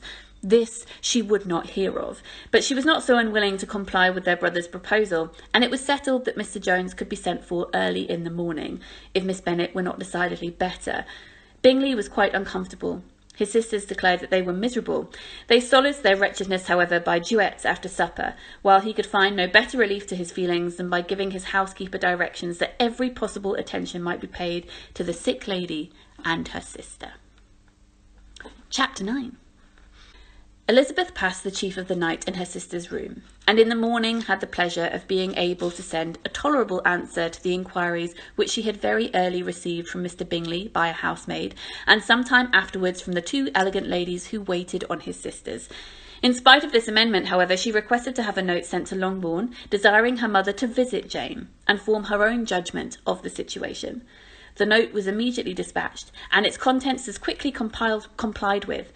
Mrs. Bennet, accompanied by her 2 youngest girls, reached Netherfield soon after the family breakfast. Had she found Jane in any apparent danger, Mrs. Bennet would have been very miserable. But being satisfied on seeing that her illness was not alarming, she had no wish of her recovering immediately, as her restoration with health would probably remove her from Netherfield. She would not listen, therefore, to her daughter's proposal of being carried home. Neither did the apothecary, who had arrived about the same time, thinking it was all advisable. After sitting a little while with Jane, on Miss Bingley's appearance and invitation, the mother and 3 daughters all attended her into the breakfast parlour. Bingley met them with hopes that Mrs. Bennet had not found Miss Bennet worse than she expected. "Indeed I have, sir," was her answer. "She is a great deal too ill to be moved. Mr. Jones says we must not think of moving her. We must trespass on your kindness a little longer." "Removed?" cried Bingley. It must not be thought of. My sister, I am sure you would not hear of her removal." "You may depend on it, madam," said Miss Bingley, with cold civility, "that Miss Bennet shall receive every possible attention while she remains with us." Mrs. Bennet was profuse in her acknowledgments. "I am sure," she added, "if it was not for such good friends, I do not know what would become of her, for she is very ill indeed, and suffers a vast deal, though with the greatest patience in the world, which is always the way with her, for she has, without exception, the sweetest temper I ever did meet. I often tell my other girls that they are nothing to her, nothing. You have a sweet room here, Mr. Bingley, and a charming prospect over that gravel walk. I do not know a place in the country that is equal to Netherfield. You will not think of quitting it in a hurry, I hope, though you have but a short lease." "Whatever I do is done in a hurry," replied he, "and therefore if I should resolve to quit Netherfield, I should probably be off in 5 minutes. At present, however, I consider myself as quite fixed here." "That is exactly what I would have supposed of you," said Elizabeth. "You begin to comprehend me, do you?" cried he, turning towards her. "Oh, yes, I understand you perfectly. I might take this as a compliment, but to be so easily seen through, I'm afraid, is in fact pitiful. That, as it happens, it does not necessarily follow that a deep, intricate character is more or less estimable than such a one as yours." "Lizzie," cried her mother, "remember where you are, and do not run on the wild manner that you are suffered to do at home." "I did not know before," continued Bingley immediately, "that you were a studier of character. It must be an amusing study." "Yes, but intricate characters are the most amusing. They at least have that advantage." "The country," said Darcy, "can in general supply but few subjects for a study. In a country neighbourhood you move in a very confined and unvarying society." But people themselves alter so much that there is something to be observed in them forever, surely." "Yes, indeed," said Mrs. Bennet, offended by his manner of mentioning a country neighbourhood. "I assure you that there is quite as much of that going on in the country as there is in town." Everybody was surprised, and Darcy, after looking at her for a moment, turned silently away. Mrs. Bennet, who fancied she had gained a complete victory over him, continued in her triumph. "I cannot see that London has any great advantage over the country for my part, except the shops and public spaces. The country is a vast deal pleasanter. Is it not, Mr. Bingley?" "When I am in the country," he replied, "I never wish to leave it, and when I'm in town it is pretty much the same. They have each their advantages, and I can be equally happy in either." "Aye, that is because you have the right disposition. But that gentleman," looking at Darcy, "seemed to think the country was nothing at all." "Indeed, mamma, you are mistaken," said Elizabeth, blushing for her mother. "You quite mistook Mr. Darcy. He only meant that there were not such a variety of people to be met with in the country as in town, which you must acknowledge to be true." "Certainly, my dear, nobody said they were, but as to not be meeting with many people in this neighbourhood, I do believe there are very few neighbourhoods larger than this.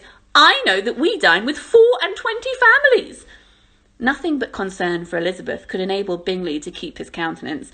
His sister was less delicate, and directed her eyes towards Mr. Darcy with a very expressive smile. Elizabeth, for the sake of saying something that might turn her mother's thoughts, now asked her if Charlotte Lucas had been at Longbourn since her coming away. "Why, yes.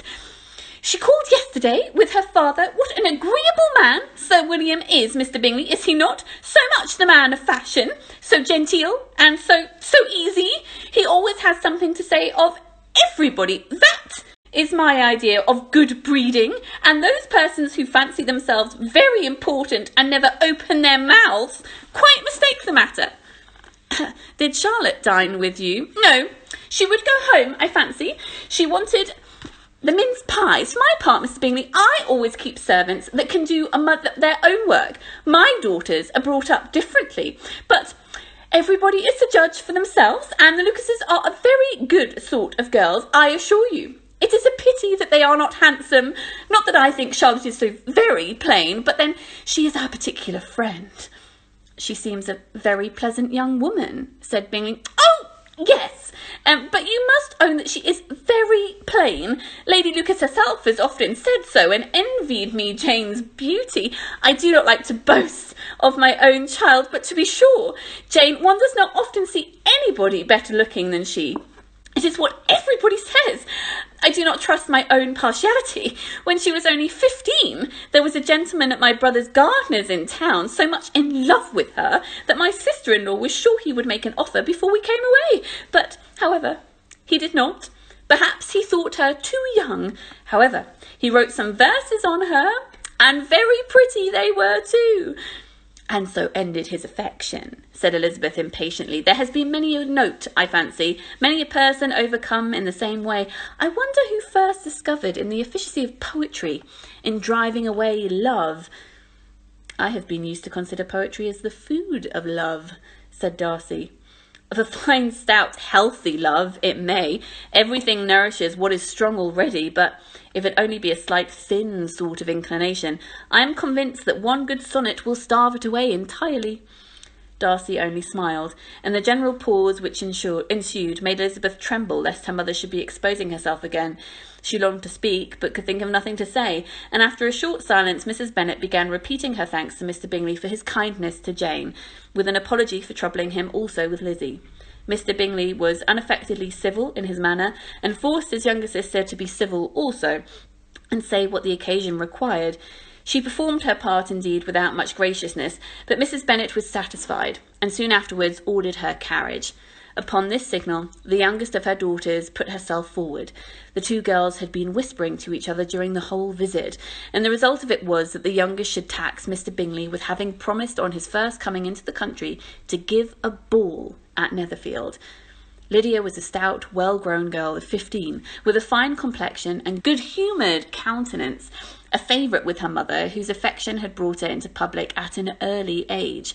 She had high animal spirits and a sort of natural self-consequence, with the attentions of the officers to whom her uncle's good dinners and her own easy manners recommended her, had increased into assurance. She was very equal, therefore, to address Mr. Bingley on the subject of the ball, and abruptly reminded him of his promise, adding that it would be the most shameful thing in the whole world if he did not keep it. His answer to this sudden attack was delighted to their mother's ear. I am perfectly ready, I assure you, to keep my engagement, and when your sister is recovered, you shall, if you please, name the very day of the ball. But you would not wish to be dancing while she is ill. Lydia declared herself satisfied. Oh, yes, it would be much better to wait until Jane was well, and by that time, most likely, Captain Carter will be at Meryton again. And when you have given your ball, she added, I shall insist on their giving one also. I shall tell Colonel Forster it will be quite a shame if he does not. Mrs. Bennet and her daughters then departed, and Elizabeth returned to Jane, leaving her own and her relations' behaviour to the remarks of the two ladies, and to Mr. Darcy, the latter of whom, however, could not be prevailed upon to join in their censure of her, in spite of all Miss Bingley's witticisms on her fine eyes. Chapter 10. The day passed much as the day before had done, not much better. Mrs. Hurst and Miss Bingley had spent some hours of the morning with the invalid, who continued, though slowly, to mend, and in the evening Elizabeth joined their party in the drawing-room. The loo table, however, did not appear. Mr. Darcy was writing, and Miss Bingley, seated near him, was watching the progress of his letter, and repeatedly calling off his attention by messages to his sister. Mr. Hurst and Mr. Bingley were at the piquet. Elizabeth took up some needlework, and was sufficiently amused in attending to what passed between Darcy and his companion. The perpetual commendations of the lady either on his handwriting, or on the evenness of his lines, or on the length of his letter, with the perfect unconcern with which her praises were received, formed a curious dialogue, and was exactly in unison with her opinion of each. How delighted Miss Darcy will be to receive such a letter! He made no answer. You write uncommonly fast. You are mistaken. I write quite slowly. How many letters you must have occasion to write in the course of the year! Letters of business, too! How odious I should think them! It is fortunate, then, that they fall to my lot instead of to yours. Pray, tell your sister that I long to see her. I have already told her so once by your desire. I'm afraid you do not like your pen. Let me mend it for you. I mend pens remarkably well. Thank you, but I always mend my own. How can you contrive to write so even? He was silent. Tell your sister I am delighted to hear of her improvement on the harp, and pray let her know that I am quite in raptures with her beautiful little design for a table, and I think it infinitely superior to Miss Grantley's. Will you give me leave to defer your raptures till I write again? At present I have not room to do them justice. Oh, it is of no consequence. I shall see her in January. But do you always write such charming long letters to her, Mr. Darcy? They are generally long, but whether they are always charming, it is not for me to determine. It is a rule with me that a person who can write a long letter with ease cannot write ill.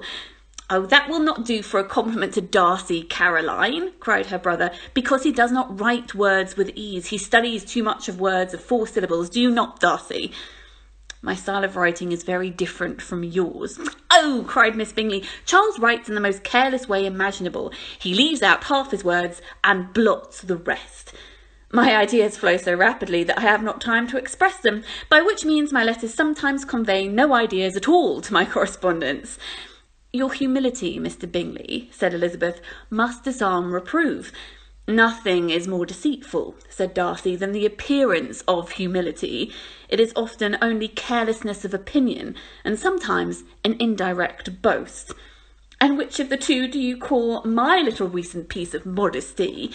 The indirect boast, for you are really proud of your defects in writing, because you consider them as proceeding from a rapidity of thought and carelessness of execution, which if not esteemable, you think at least highly interesting.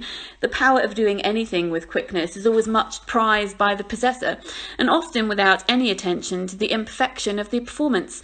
When you told Miss Bennet this morning that if you ever resolved on quitting Netherfield you should be gone in 5 minutes, you meant it to be a sort of panegyric, a compliment to yourself, and yet what is there so very laudable in a precipitance which must leave very necessary business undone, and cannot be of any real advantage to yourself, or to anyone else? Nay, cried Bingley, this is too much to remember at night, all the foolish things that were said in the morning, and yet, upon my honour, I believed what I said of myself to be true, and I believe it at this moment too, at least. Therefore I did not assume the character of needless precipitance merely to show off before the ladies. I dare say you believed it, but I am in no means convinced that you would be gone with such celerity. Your conduct would be quite as dependent on chance as that of any man I know, and if, as you were mounting on your horse, a friend were to say, Bingley, you had better stay until next week, you would probably do it. You would probably not go, and, at another word, might stay a month. You have only proved by this, said Elizabeth, that Mr. Bingley did not do justice to his own disposition. You have shown him off now much more than he did himself. I am exceedingly gratified, said Bingley, by your own converting what my friend says into a compliment on the sweetness of my temper, but I am afraid you are giving it a turn which that gentleman by no means intended, for he would certainly think the better of me if under such a circumstance I were to give a flat denial and ride off as fast I could. Would Mr. Darcy then consider the rashness of your original intention as atoned for by your obstinacy at adhering to it? Upon my word, I cannot exactly explain the matter. Darcy must speak for himself. You expect me to account for opinions which you choose to call mine, but which I have never acknowledged. Allowing the case, however, to stand according to your representation, you must remember, Miss Bennet, that the friend who is supposed to desire his return to the house, and the delay of his plan, has merely desired it, asked it without offering one argument in favour of its propriety. To yield readily, easily, to the persuasion of a friend is no merit with you. To yield without conviction is no compliment to the understanding of either. You appear to me, Mr. Darcy, to allow nothing for the influence of friendship and affection. A regard for the requester would often make one readily yield to a request, without waiting for arguments to reason one into it. I am not particularly speaking of such a case as what you have supposed about Mr. Bingley. We may as well wait, perhaps, till the circumstance occurs before we discuss the discretion of his behaviour thereupon. But in general and ordinary cases between friend and friend, where one of them is desired by the other to change a resolution of no very great moment, should you think it ill of that person for complying with the desire, without waiting to be argued into it? Will it not be advisable, before we proceed on this subject, to arrange with rather more precision the degree of importance which it is to appertain to this request, as well as the degree of intimacy subsisting between the parties? Oh, by all means, cried Bingley. Let us hear all the particulars, not forgetting their comparative height and size, for that may have more weight in the argument, Miss Bennet, than you may be aware of. I assure you that if Darcy were not such a great tall fellow in comparison with myself, I should not pay him half so much difference. I declare, I do not know more awful objects than Darcy, on particular occasions, and in particular places, as his own house especially, and of a Sunday evening, when he has nothing better to do. Mr. Darcy smiled, but Elizabeth thought she could perceive that he was rather offended, and therefore checked her laugh. Miss Bingley warmly resented the indignity he had received, and in an explanation of her brother for taking such nonsense, I see your design, Bingley, said his friend. You dislike an argument and want to silence this one. Perhaps I do. Arguments are too much like disputes. If you and Miss Bennet will defer yours till I am out of the room, I shall be thankful, and then you may say whatever you like of me. What you ask, said Elizabeth, is no sacrifice on my side, and Mr. Darcy had better finish his letter. Mr. Darcy took her advice, and did finish his letter. When that business was over, he applied to Miss Bingley and Elizabeth for the indulgence of some music. Miss Bingley moved with alacrity to the pianoforte, and after a polite request that Elizabeth would lead the way, which the other as politely and more earnestly negatived, she seated herself. Mrs. Hurst sang with her sister, and while they were thus employed, Elizabeth could not help observing, as she turned over some music books that lay on the instrument, how frequently Mr. Darcy's eyes were fixed upon her. She hardly knew how to suppose that she could be an object of admiration to so great a man, and yet he should look at her, because he disliked her, was still more strange. She could only imagine, however, at last, that she drew his notice because there was a something about her more wrong and reprehensible according to his ideas of right than in any other person present. This supposition did not pain her. She liked him too little to care for his approbation. After playing some Italian songs, Miss Bingley varied the charm by a lively Scotch air, and soon afterwards Mr. Darcy, drawing near Elizabeth, said to her, "Do you not feel a great inclination, Miss Bennet, to seize such an opportunity of dancing a reel?" She smiled, but made no answer. He repeated the question with some surprise at her silence. "Oh," she said, "I heard you before, but I cannot immediately determine what to say in reply. You wanted me, I know, to say, yes, that you might have the pleasure of despising my taste, but I always delight in overthrowing those kind of schemes, and cheating a person of their premeditated contempt. I have therefore made up my mind to tell you that I do not want to dance a reel at all, and now despise me if you dare." "Indeed I do not dare." Elizabeth, having rather expected to affront him, was amazed at his gallantry, and there was a mixture of sweetness and archness in her manner which made it difficult for her to affront anybody, and Darcy had never been so bewitched by any woman as he was by her. He really believed that were it not for the inferiority of her connections, he should be in some kind of danger. Miss Bingley saw or suspected enough to be jealous, and her great anxiety for the recovery of her dear friend Jane received some assistance from her desire of getting rid of Elizabeth. She often tried to provoke Darcy into disliking her guest by talking of their supposed marriage and planning his happiness in such an alliance. "I hope," said she, as they were walking together in the shrubbery the next day, "you will give your mother-in-law a few hints when this desirable event takes place as to the advantage of holding her tongue, and if you can compress it, do cure the young girls of running after those officers, and, if I may mention so delicate a subject, endeavour to check that little something, bordering on conceit and impertinence, which your lady possesses. Have you anything else to propose for my domestic felicity?" Oh, yes, do let the portraits of your uncle and Aunt Phillips be placed in the gallery at Pemberley. Put them next to your great-uncle the judge. They are in the same profession, you know, only in different lines. As for your Elizabeth's picture, you may not attempt to have it taken, for what painter could do justice to those beautiful eyes? It would not be easy, indeed, to catch their expression, but their colour and shape, and the eyelashes so remarkably fine, might be copied. And that moment they were met from another walk by Mrs. Hurst and Elizabeth herself. "I did not know you intended to walk," said Miss Bingley, in some confusion lest they had been overheard. "You used us abominably ill," answered Mrs. Hurst, "in running away without telling us that you were coming out." Then, taking the disengaged arm of Mr. Darcy, she left Elizabeth to walk by herself. The path just admitted 3. Mr. Darcy felt their rudeness and immediately said, "This walk is not wide enough for our party. We had better go into the avenue."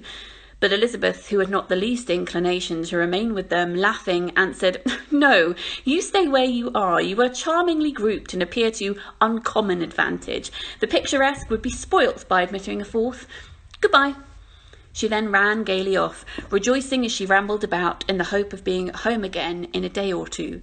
Jane was already so much recovered as to intend to leave her room for a couple of hours that evening. Chapter 11. When the ladies removed after dinner, Elizabeth ran up to her sister, and seeing her well guarded from cold, attended her into the drawing-room, where she was welcomed by her 2 friends with many professions of pleasure, and Elizabeth had never seen them so agreeable as they were during the hour which passed before the gentlemen appeared. Their powers of conversation were considerable. They could describe an entertainment with accuracy, relate an anecdote with humour, and laugh at their acquaintance with spirit. But when the gentleman entered, Jane was no longer the first object. Miss Bingley's eyes were instantly turned towards Darcy, and she had something to say to him before he advanced many steps. He addressed himself directly to Miss Bennet with a polite congratulation. Mr. Hurst also made her a slight bow, and he said he was very glad, but diffuseness and warmth remained for Bingley's salutation. He was full of joy and attention. The first half-hour was spent in piling up the fire, lest she should suffer from the change of the room, and she removed at his desire to the other side of the fireplace, that she might be further from the door. He then sat down by her, and talked scarcely to anybody else. Elizabeth, at work in the opposite corner, saw it all with great delight. When tea was over, Mr. Hurst reminded his sister-in-law of the card-table, but in vain. She had obtained private intelligence that Mr. Darcy did not wish for cards, and Mr. Hurst soon found his open petition rejected. She assured him that no one intended to play, and the silence of the whole party on the subject seemed to justify her. Mr. Hurst had therefore nothing to do but to stretch himself on one of the sofas and go to sleep. Darcy took up a book. Miss Bingley did the same, and Mrs. Hurst, principally occupied in playing with her bracelets and rings, joined now and then in her brother's conversation with Miss Bennet. Miss Bingley's attention was quite as much engaged in watching Mr. Darcy's progress through his book as in reading her own, and she was perpetually either making some inquiry or looking at his page. She could not win him, however, to any conversation. He merely answered her question and read on. At length, quite exhausted by the attempt to be amused with her own book, which she had only chosen because it was a 2nd volume of his, she gave a great yawn and said, "Oh, how pleasant it is to spend an evening in this way. I declare, after all, there is no enjoyment like reading.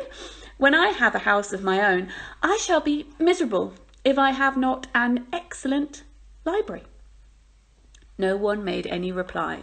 She then yawned again, threw aside her book, and cast her eyes around the room in quest of some amusement, when hearing her brother mentioning a ball to Miss Bennet, she turned suddenly towards him and said, "By the by, Charles, are you serious in meditating a dance at Netherfield?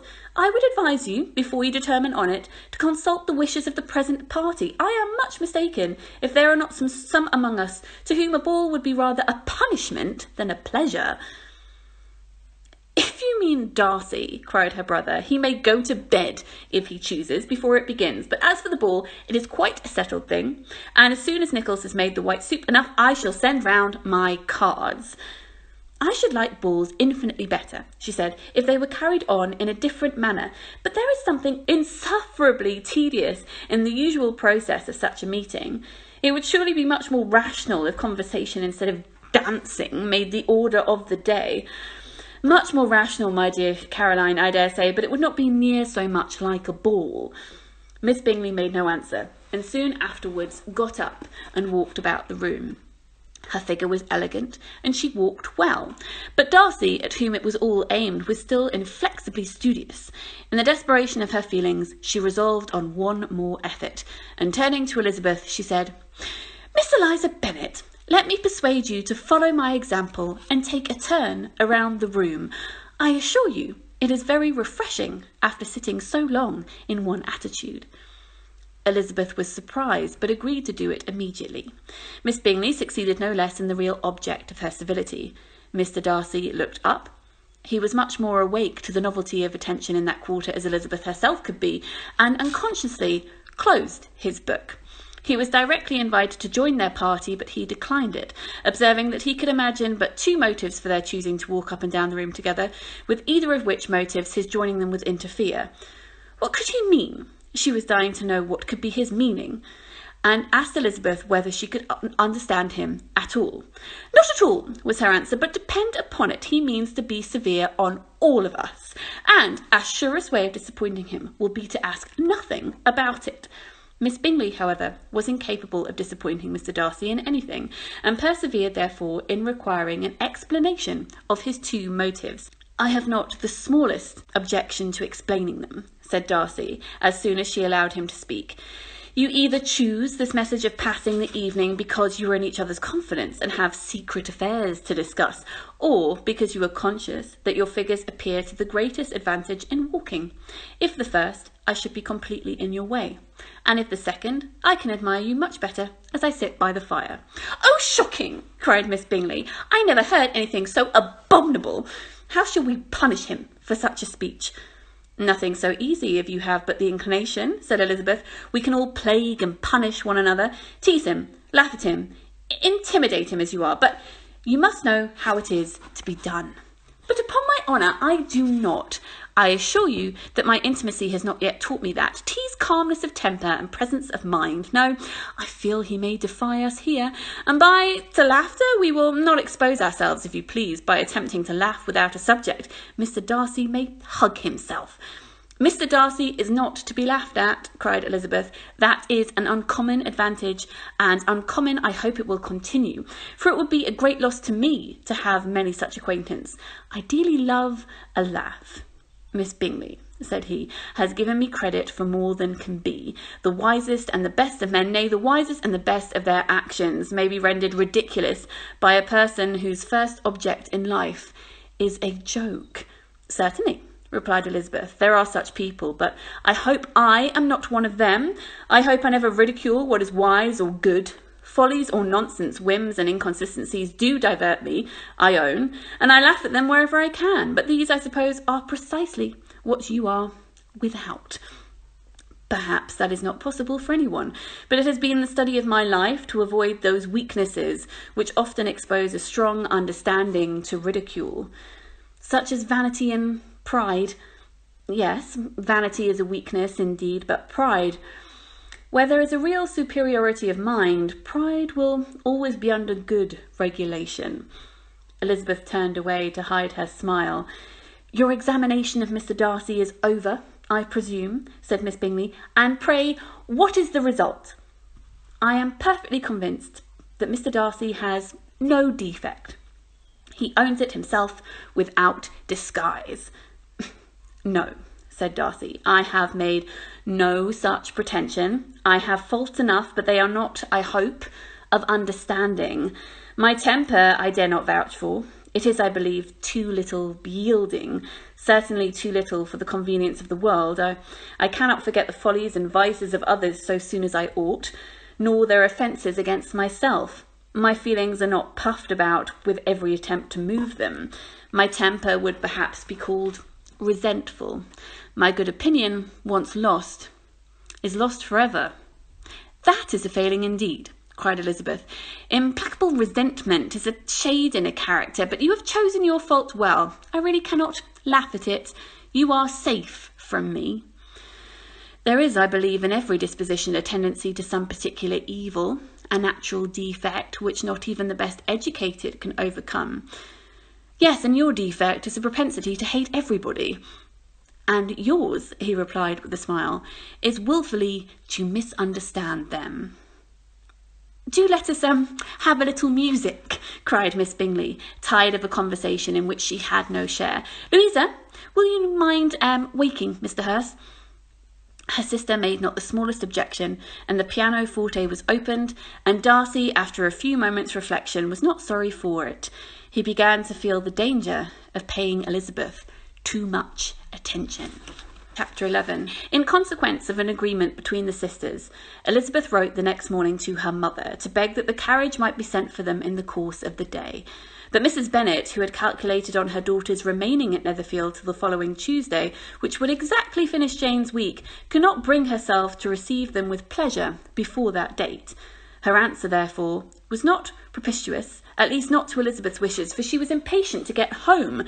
Mrs. Bennet sent them word that they could not possibly have the carriage before Tuesday, and in her postscript it was added that if Mr. Bingley and his sister pressed them to stay longer, she could spare them very well indeed. Against staying longer, however, Elizabeth was positively resolved, nor did she much expect she would be asked, and fearful, on the contrary, as being considered as intruding themselves needlessly long, she urged Jane to borrow Mr. Bingley's carriage immediately, and at length it was settled that their original design of leaving Netherfield that morning should be mentioned, and the request should be made. The communication excited many professions of concern, and enough was said of wishing them to stay at least till the following day to work on Jane, and till the morrow their going was deferred. Miss Bingley was then sorry that she had proposed a delay, for her jealousy and dislike of one sister much exceeded her affection for the other. The master of the house heard with real sorrow that they were to go soon, and repeatedly tried to persuade Miss Bennet that it would not just be safe for her, that she was not enough recovered, but Jane was firm when she felt she ought to be right. To Mr. Darcy, it was welcome intelligence. Elizabeth had been at Netherfield long enough. She attracted him more than he liked, and Miss Bingley was uncivil to her, and more teasingly than usual to himself. He wisely resolved to be particularly careful that no sign of admiration should now escape him, nothing that could alleviate her with the hope of influencing his felicity, sensible that if such an idea had been suggested, his behaviour during the last day must have material weight in confirming or crushing it. Steady to his purpose, he scarcely spoke 10 words to her throughout the whole of Saturday, and though they were at one time left by themselves for half an hour, he adhered most conscientiously to his book, and would not even look at her. On Sunday, after morning service, the separation, so agreeable to almost all, took place. Miss Bingley's civility to Elizabeth increased at last very rapidly, as well as her affection for Jane, and when they parted, after assuring the latter of the pleasure it would always give her to see her either at Longbourn or Netherfield, and embracing her most tenderly, she even shook hands with the former, Elizabeth took leave of the whole party in the liveliest spirits. They were not welcomed home very cordially by their mother. Mrs. Bennet wondered at their coming, and thought them very wrong to have given so much trouble, and was sure Jane would have caught cold again. But their father, though very laconic in his expressions of pleasure, was really glad to see them. He had felt their importance in the family circle. The evening conversation, when they were all assembled, had lost much of its animation, and almost all of its sense, with the absence of Jane and Elizabeth. They found Mary, as usual, deep in the study of thorough bass and human nature, and some new extracts to admire, and some new observations of threadbare morality to listen to. Catherine and Lydia had information for them of a different sort.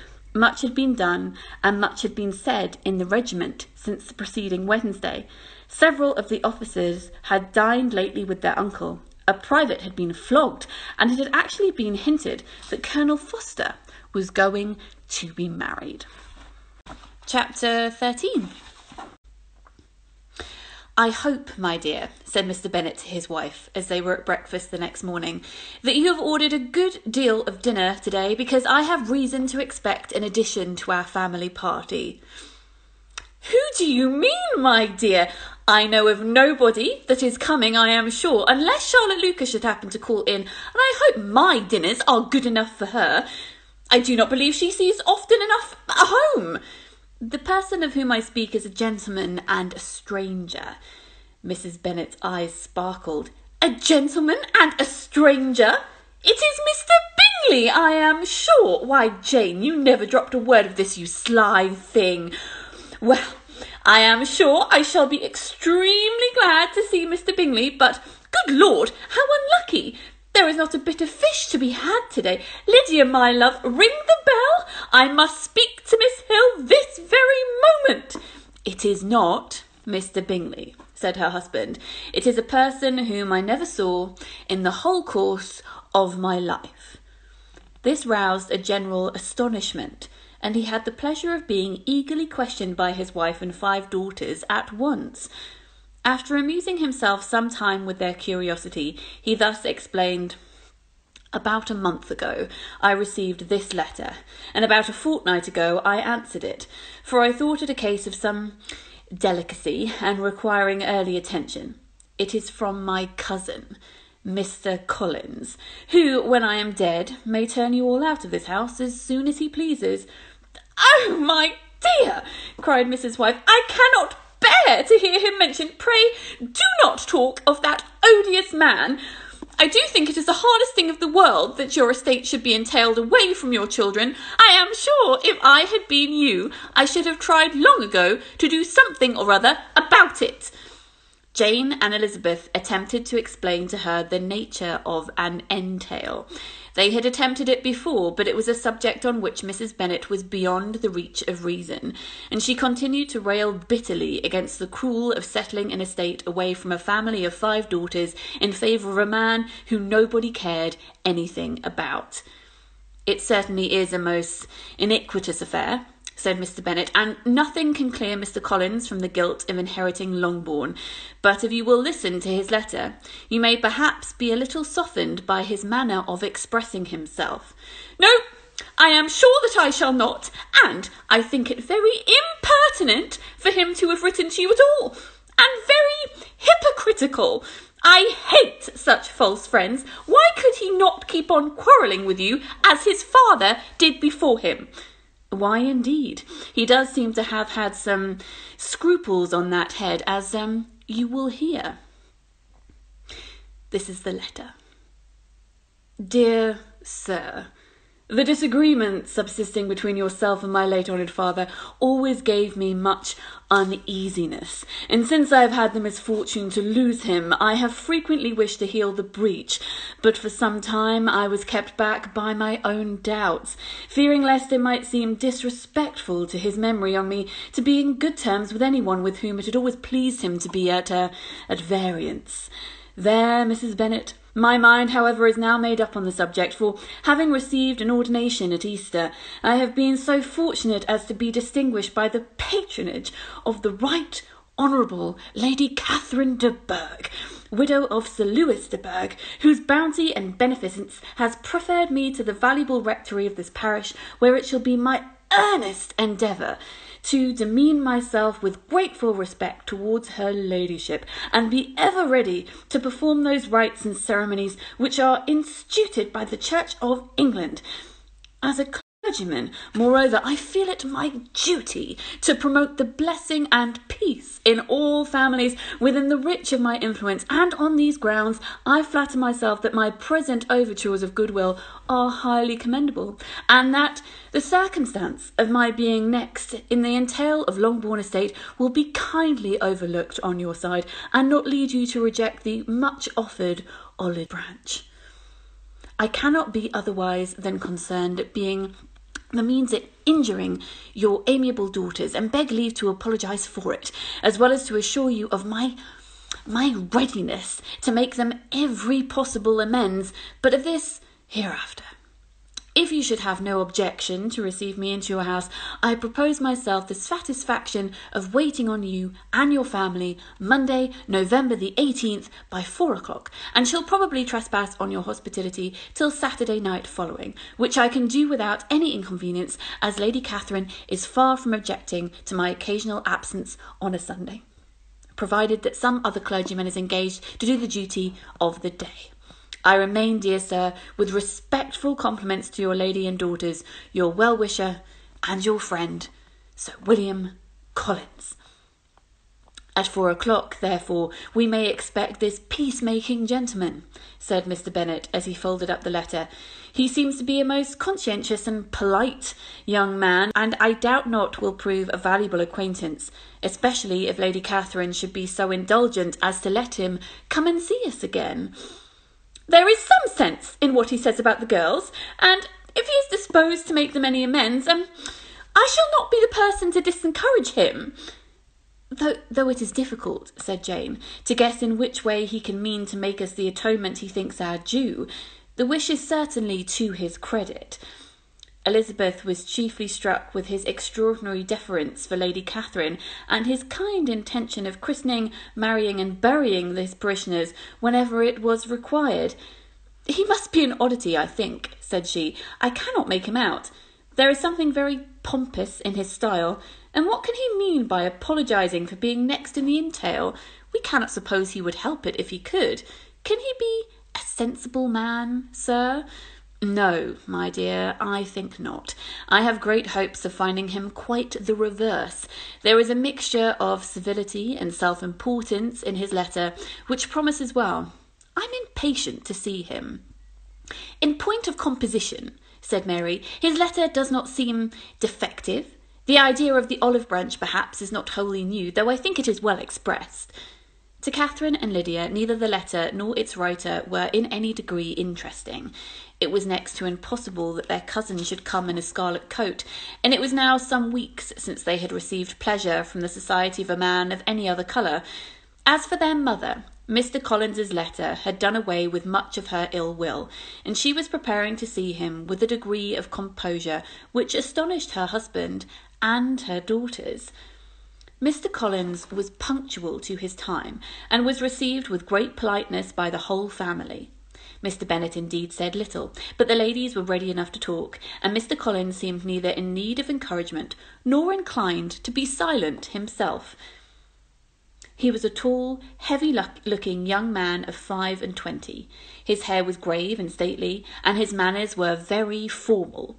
He had not long been seated before he complimented Mrs. Bennet on having so fine a family of daughters, said he had heard much of their beauty, but that, in this instance, fame had fallen short of the truth, and added that he did not doubt seeing them all in due time well disposed in a marriage. This gallantry was not much to the taste of some of his hearers, but Mrs. Bennet, who quarrelled with no compliments, answered most readily. You are very kind, sir, I am sure, and I wish it with all of my heart that it would be so, for else they will be destitute enough. Things are so oddly settled here. You allude, perhaps, to the entail of the estate. Ah, sir, I confess that I do. It is a grievous affair to my poor girls, you must confess it. Not that I mean to find fault with you, for such things I know are all chance in this world. There is no knowing how estates will go when once they come to be entailed. I am very sensible, madam, of the hardship to my fair cousins, and could say much on the subject, but that I am cautious of appearing forward and precipitate. But I can assure the young ladies that I will come prepared to admire them. At present I will not say more, but perhaps when we are better acquainted. He was interrupted by a summons to dinner, and the girls smiled on each other. They were not the only objects of Mr. Collins' admiration. The hall, the dining-room, and all its furniture were examined and praised, and his commendation of everything would have touched Mrs. Bennet's heart, but for the mortifying supposition of his viewing it all as his own future property. The dinner, too, in its turn, was highly admired, and he begged to know which of his fair cousins the excellence of its cookery was owing. But here he was set right by Mrs. Bennet, who assured him with some asperity that they were very well able to keep a good cook, and that her daughters had nothing to do in the kitchen. He begged pardon for having displeased her. In a softened tone she declared herself not at all offended, but he continued to apologise for about a quarter of an hour. Chapter 14. During dinner, Mr Bennet scarcely spoke at all, but when the servants were withdrawn he thought it time to have some conversation with his guest, and therefore started a subject in which he expected him to shine by observing that he seemed very fortunate in his patroness. Lady Catherine de Bourgh's attention to his wishes and consideration for his comfort appeared very remarkable. Mr Bennet could not have chosen better. Mr Collins was eloquent in her praise. The subject elevated him to more than usual solemnity of his manner, and with a most important aspect he protested that he had never in his life witnessed such behaviour of a person in rank. Such affability and condescension as he had himself experienced from Lady Catherine. She had been graciously pleased to approve both of the discourses which he had already had the honour of preaching before her. She had also asked him twice to dine at Rosings, and had sent for him only the Saturday before to make up her pool of quadrille in the evening. Lady Catherine was reckoned proud by many people he knew, but he had never seen anything but affability in her. She had always spoken to him as she would to any other gentleman. She made not the smallest objection to his joining in the society of the neighbourhood, nor to his leaving his parish occasionally to join in society in the neighbourhood, for a week or two to visit his relations. She had even condescended to advise him to marry as soon as he could, provided he chose with discretion, and had once paid him a visit in his humble parsonage, where she had perfectly approved all the alterations he had been making, and even vouched to suggest some herself, some shelves in the closet upstairs. "That is all very proper and civil, I am sure," said Mrs Bennet, "and I dare say she is a very agreeable woman. It is a pity that great ladies in general are not more like her. Does she live near you, sir?" "The garden in which stands my humble abode is separated only by a lane from Rosings Park, her ladyship's residence." "I think you said she was a widow, sir. Has she any family?" "She has only one daughter, the heiress of Rosings, and a very extensive property." "Ah!" cried Mrs Bennet, shaking her head. "Then she is better off than many girls. And what sort of young lady is she? Is she handsome?" "She is the most charming young lady indeed. Lady Catherine herself says that in point of true beauty, Miss de Bourgh is far superior to the handsomest of her sex, because there is that in her features which marks the young woman of distinguished birth. She is unfortunately of a sick constitution, which has prevented her from making that progress in many accomplishments which she could otherwise not have failed of, as I am informed by the lady who superintended her education, and who still resides with them, but she is perfectly amiable, and often consents to drive by my humble abode in her little phaeton, and ponies." "Has she presented, I do not remember her name, amongst the ladies at court?"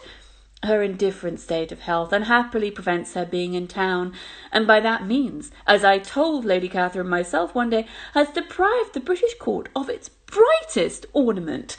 Her ladyship seemed pleased with the idea, and you may imagine that I am happy on every occasion to offer those little delicate compliments which are always acceptable to ladies. I have more than once observed to Lady Catherine that her charming daughter seemed born to be a duchess, and that the most elevated rank, instead of giving her consequence, would be adorned by her. These are the sort of little things which please her ladyship, and it is a sort of attention which I conceive myself particularly bound to pay." "You judge very properly," said Mr Bennet, "and it is happy for you that you possess the talent of flattering with delicacy. May I ask whether these pleasing attentions proceed from the impulse of the moment, or are they the result of previous study?" "They arise chiefly from what is passing at the time, and though I sometimes amuse myself with suggestions and arranging such little elegant compliments as may be adapted to ordinary occasions, I always wish to give them as unstudied an air as possible." Mr Bennet's expectations were fully answered. His cousin was as absurd as he had hoped him to be, and he listened to him with the keenest enjoyment, maintaining at the same time the most resolute composure of countenance, and except in an occasional glance at Elizabeth, required no partner in his pleasure. By tea-time, however, the dose had been quite enough, and Mr Bennet was glad to take his guest into the drawing-room again, and when tea was over, glad to invite him to read aloud to the ladies. Mr Collins readily assented. and a book was produced, but on beholding it, for everything announced it to be from a circulating library, he started back and begged pardon, protesting that he never read novels. Kitty stared at him, and Lydia exclaimed. Other books were produced, and after some deliberation, he chose Ford's Sermons. Lydia gaped as he opened the volume, and before he had, with very monotonous solemnity, read 3 pages, she interrupted him with, "Do you know, Mamma, that my cousin Phillips talks of turning away Richards, and if he does, Colonel Forster will hire him. My aunt told me so herself on Saturday. I shall walk to Meryton tomorrow to hear more about it, and to ask when Mr Denny comes back into town." Lydia was bid by her 2 elder sisters to hold her tongue, but Mr Collins, much offended, laid aside his book and said, "I have often observed how little young ladies are interested by books of a serious stamp, though written solely for their benefit. It amazes me, I confess for certainty, that there can be nothing so advantageous to them as instruction, but I will no longer importune my young cousin." Then, turning back to Mr Bennet, he offered himself as his antagonist at backgammon. Mr Bennet accepted this challenge, observing that he acted very wisely in leaving the girls to their own trifling amusements. Mrs Bennet and her daughters apologised most civilly for Lydia's interruption, and promised that it should not occur again, if he would resume his book. But Mr Collins, after assuring them that he bore his young cousin no ill, and should never resent her behaviour as any affront, seated himself at another table with Mr Bennet, and prepared for backgammon. Chapter 15.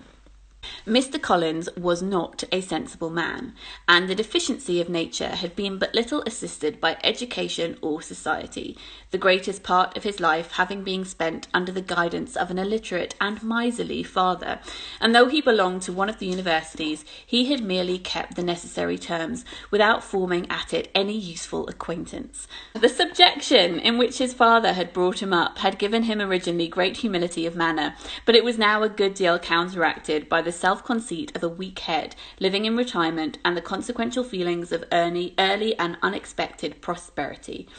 A fortunate chance had recommended him to Lady Catherine de Bourgh, when the living of Hunsford was vacant, and the respect which he felt for her high rank, and his veneration for her as his patroness, mingling with a very good opinion of himself, of his authority as a clergyman, and his rights as a rector, made him altogether a mixture of pride, self-importance, and humility.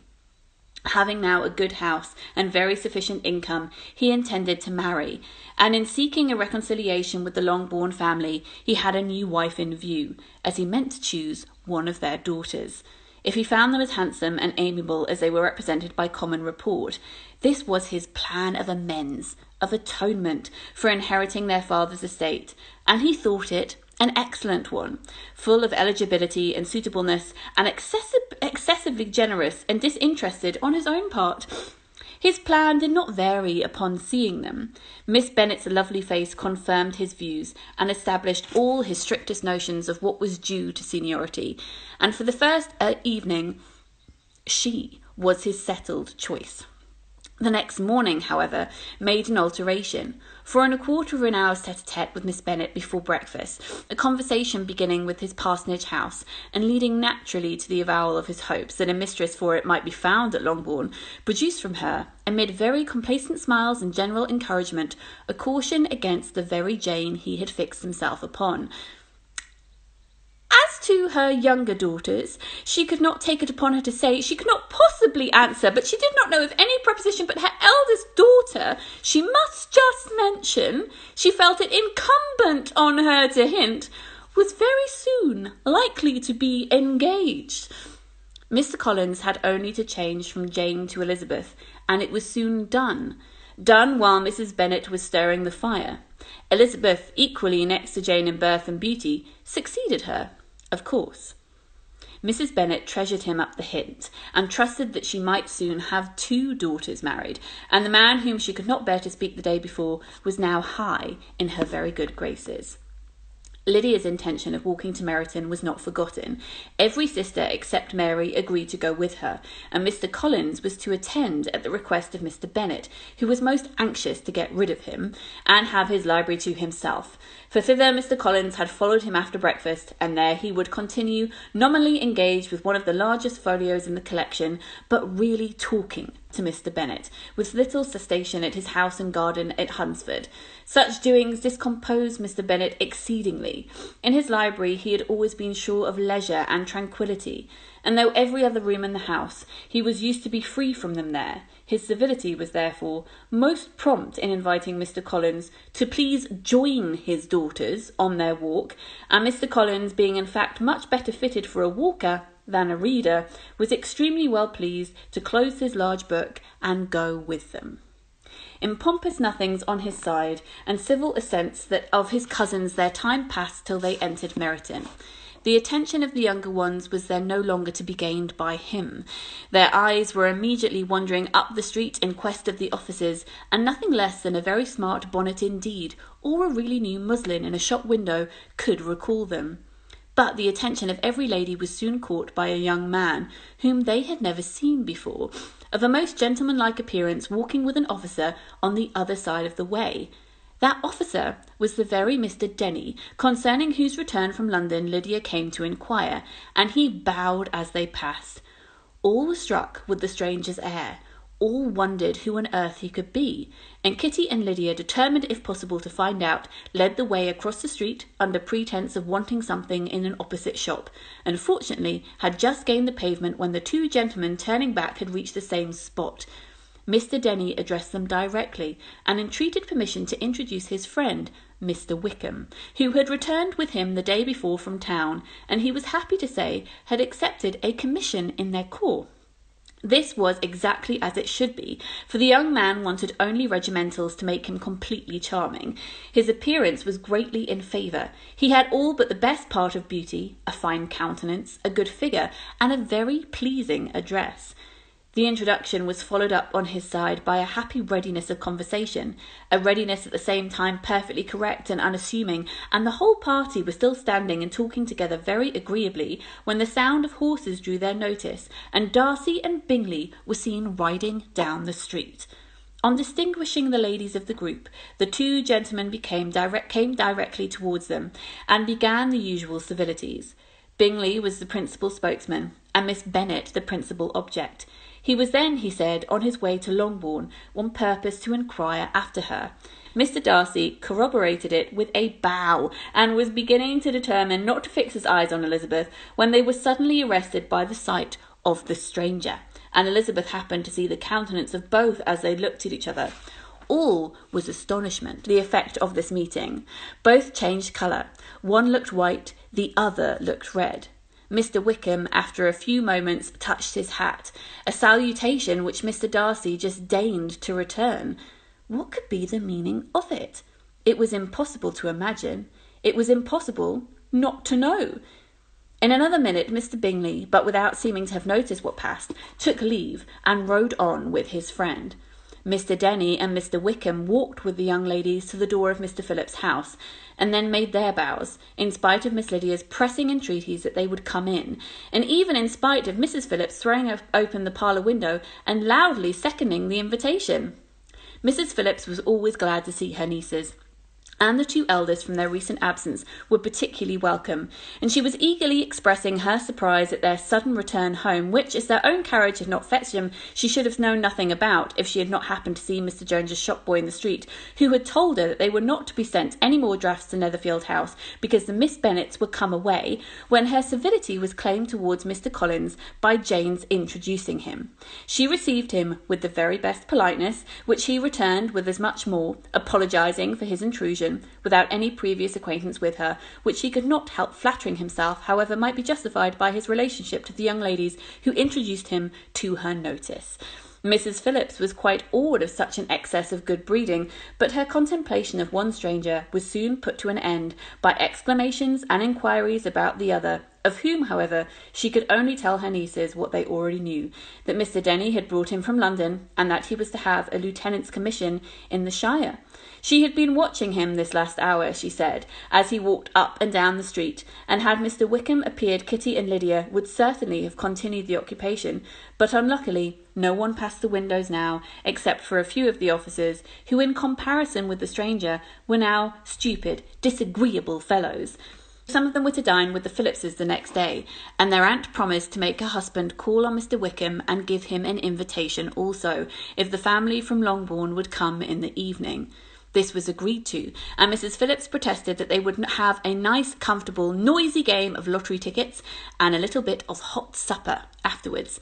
The prospect of such delights was very cheering, and they parted in mutual good spirits. Mr Collins repeated his apologies in quitting the room, and was assured with unwearying civility that they were perfectly needless. As they walked home, Elizabeth related to Jane what she had seen pass between the two gentlemen, but though Jane would have defended either or both had they appeared to be wrong, she could no more explain such behaviour than her sister. Mr Collins, on his return, highly gratified Mrs Bennet by admiring Mrs Phillips's manners and politeness. He protested that except Lady Catherine and her daughter, he had never seen a more elegant woman, for she had not only received him with the utmost civility, but had even pointedly included him in her invitation for the next evening, although utterly unknown to her before.